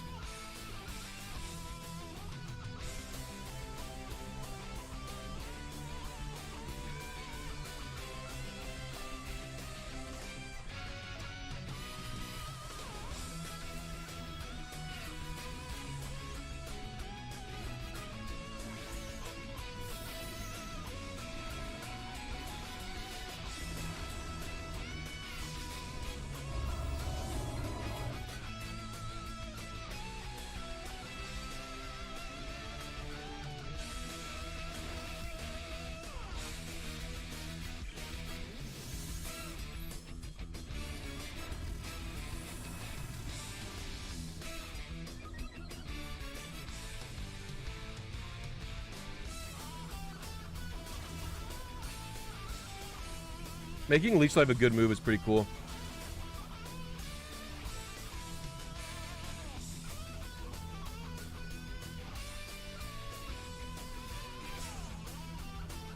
Oh, it only works on poisoned Pokemon.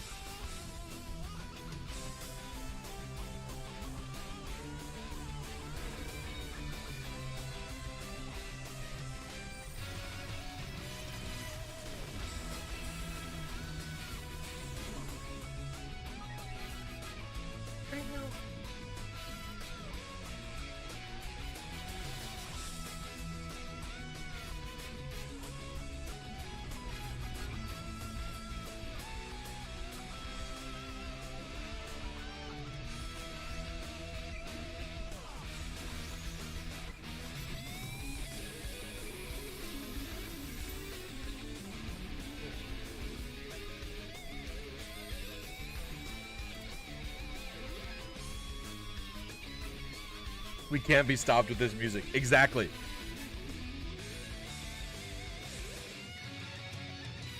Lurantis is fem-coded. I don't even see Lurantis as fem-coded. It always just makes me think of a, It always makes me think of just like the barber shop. I don't know why.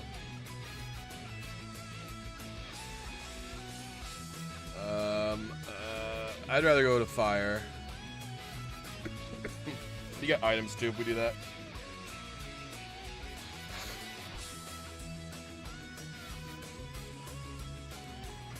Okay, very cool.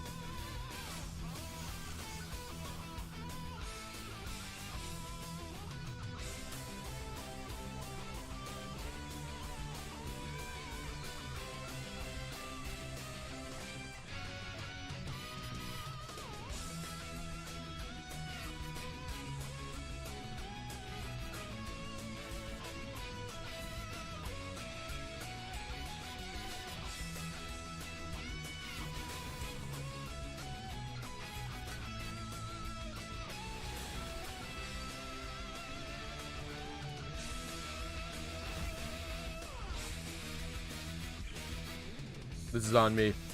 Goodbye, soldiers. Pinkerton's dead.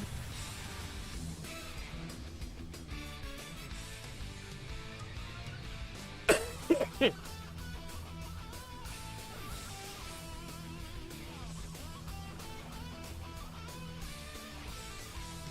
why I didn't want to go to ground, by the way.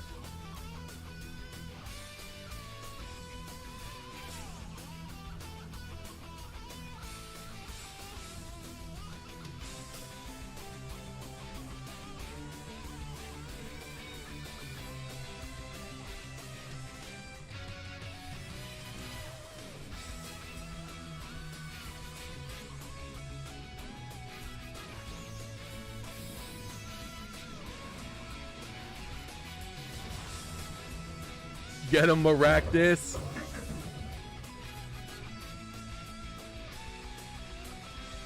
Calzone's rocking some sick shades. Agreed.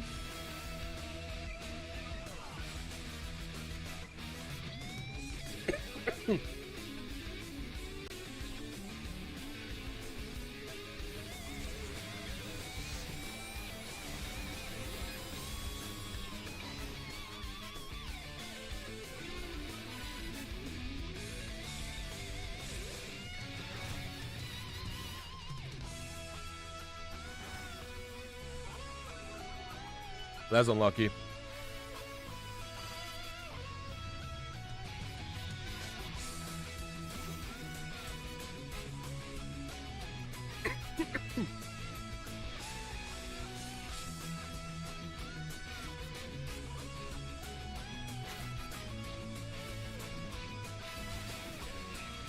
Maractus goes first, right?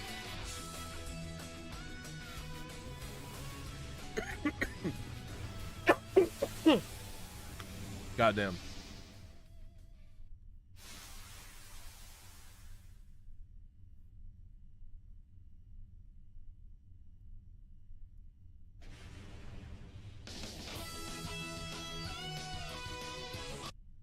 No, I want this song to be playing.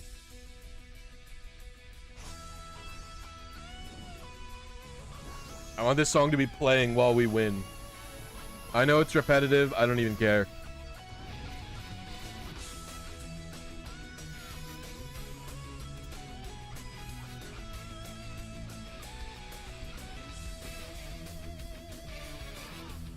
I like it too much. I don't think I'm gonna take it. Either Maractus or Sandslash should take it.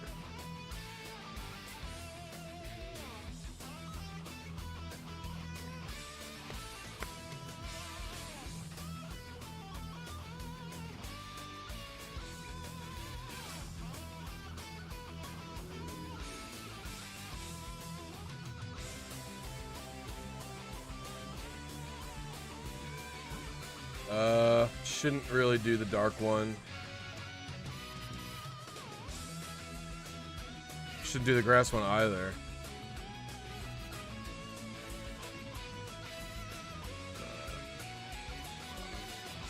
Dark isn't so bad, it's Drapion. Hopefully we can take him out fast, but Electric's better.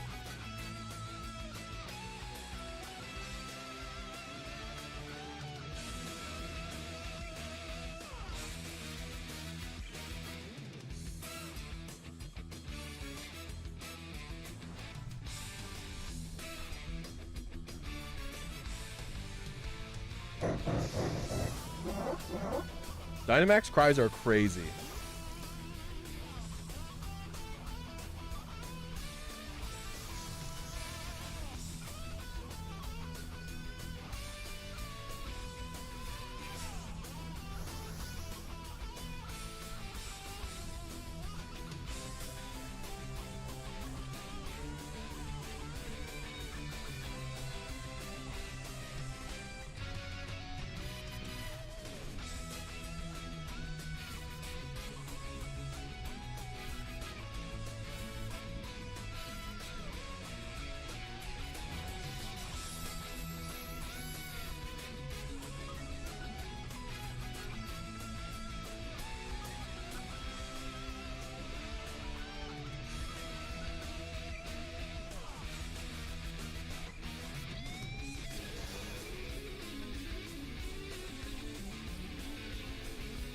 Oh, it's on me, I think.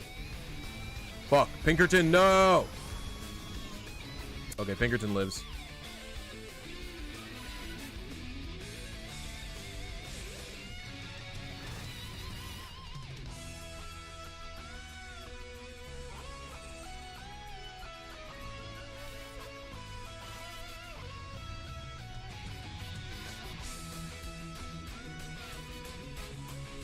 Alright, now you're not gonna miss Stone Edge.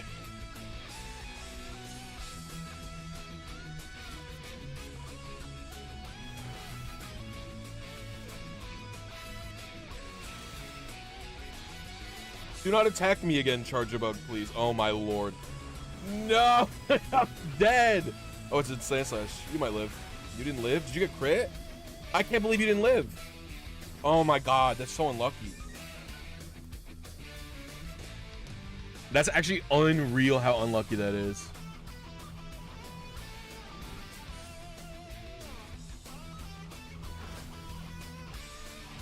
We legit have to kill it next turn. Evasion, please. Oh, great. It has to both not target me, and it has to die this turn.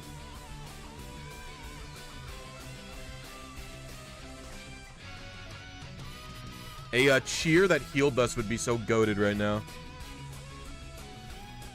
Heal. Fuck, you kidding me? Oh, it's a crit. Maybe Pangoro crits. Nope.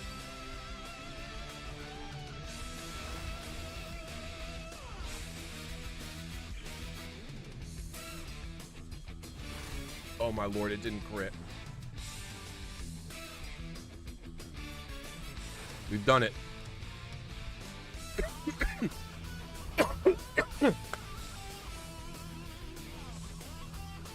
I might use it. Hey, what's up, Hefe? Hope Chicago is nice.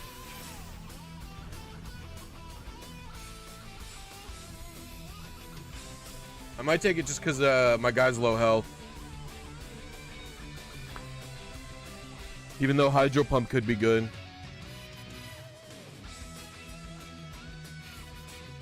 Yeah, I'm gonna do it.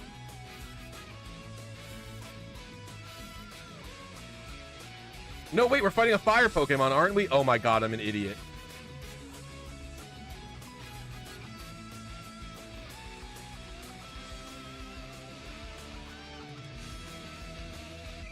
Oh, it's electric. Never mind, we're fine. How goes the blasting? This is the last blast.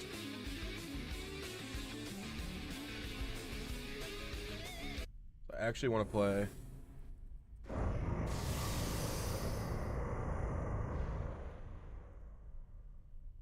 We're gonna play the full Infinite World opening.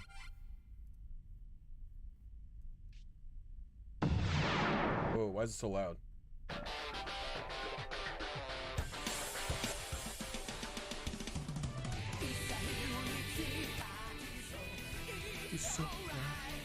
What does that do? I'm digging. Get underground, boy.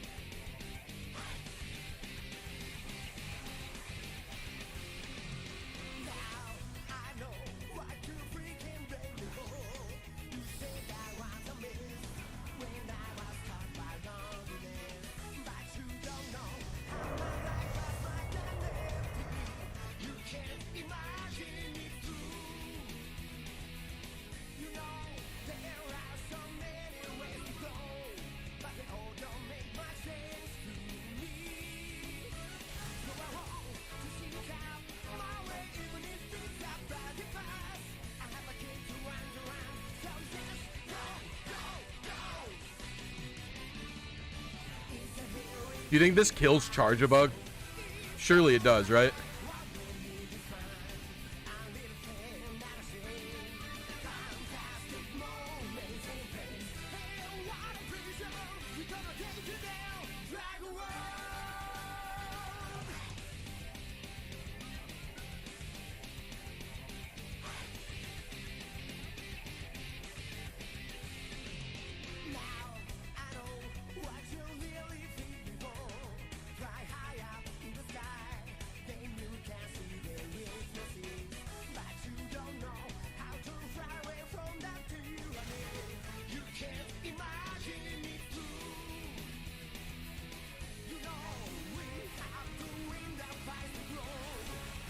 Oh my lord.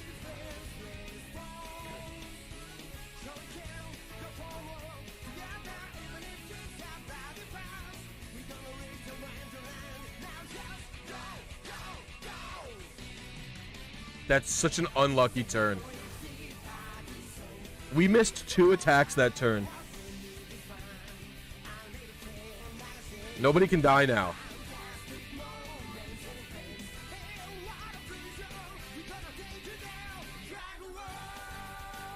I'm digging just so I can hide. Get out of there, Charge-a-Bug. You're a little guy.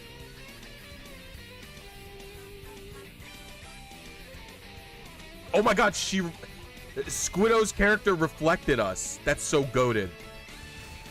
Alright, we won.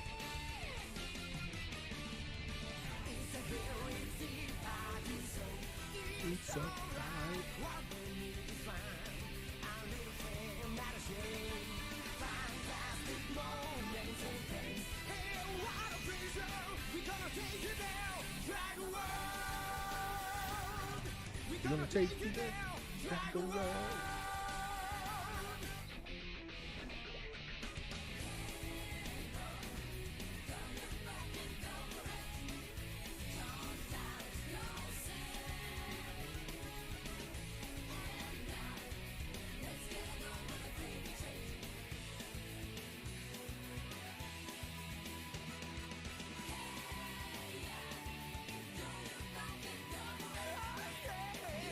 All right.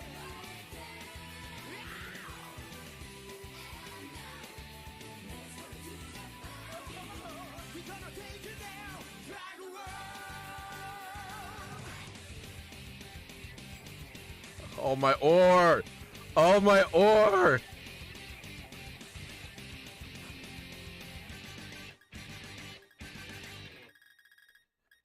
Oh, my ore, dude.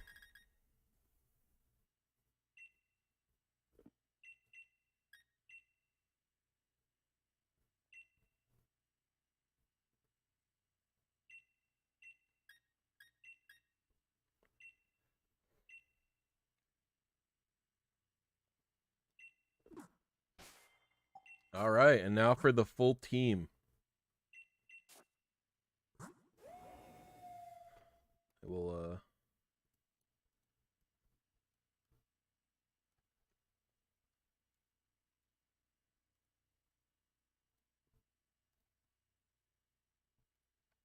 Meow.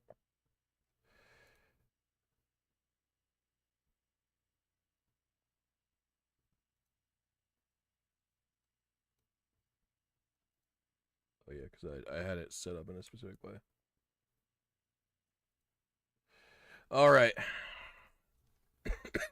I should also end the timer.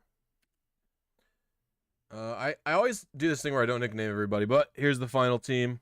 No, wait, hold on. One more.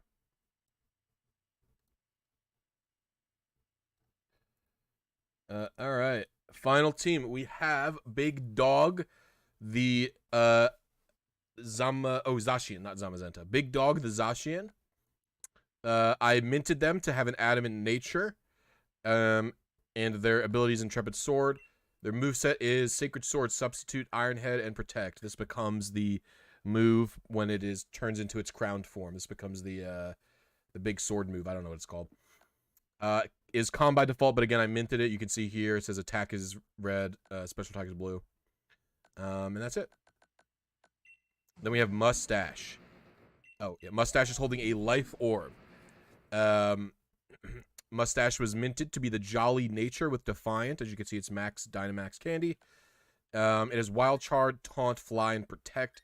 Presume Fly is for the Dynamax speed thing. As you can see, Lax Nature. I caught it in the max lair. But I minted it to Jolly. We have Incineroar, who I didn't nickname. I usually nickname as Cat Luther. Safety Goggles item. Intimidate ability was hidden ability, and it has Flare Blitz, Throat Chop, Fake Out, and Parting Shot. And it's Impish nature. I actually bred it to be Impish that time. The original Intimidate version was traded to me by somebody. I forget who it was traded to me by. Someone in chat traded me an Intimidate one. Then we have Calyrex with a Focus Sash. Calyrex. Oh, and also I forgot to mention both of these Pokemon were bottle capped. I had to hyper train both of them. Actually, might be better to do this in the PC, huh? Yeah, you can see it's hyper trained. It's Mustache's stuff. Hyper train. Incineroar stuff, we already did that. No hyper training. It just ended up being 6 perfect IVs. Oh, now you can't see it. Fucking lol. That's so funny. We'll just do it in here. Calyrex was hyper trained as well. Calyrex attack stat. It's timid nature. I meant it to be timid. Calyrex's attack stat is actually I think it's like 1 or 2 or something like that. It's not the minimum, but at level 50 this will be the minimum.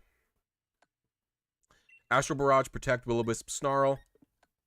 Mild nature, again, but I meant it to timid, as you can see here. Speed plus. Gastrodon. Gastrodon was actually a raid RNG because the Gastrodon needed to have a 0 speed. It needed to have 0 speed, and it also needed to needed to have 0 attack and 8 speed. The specific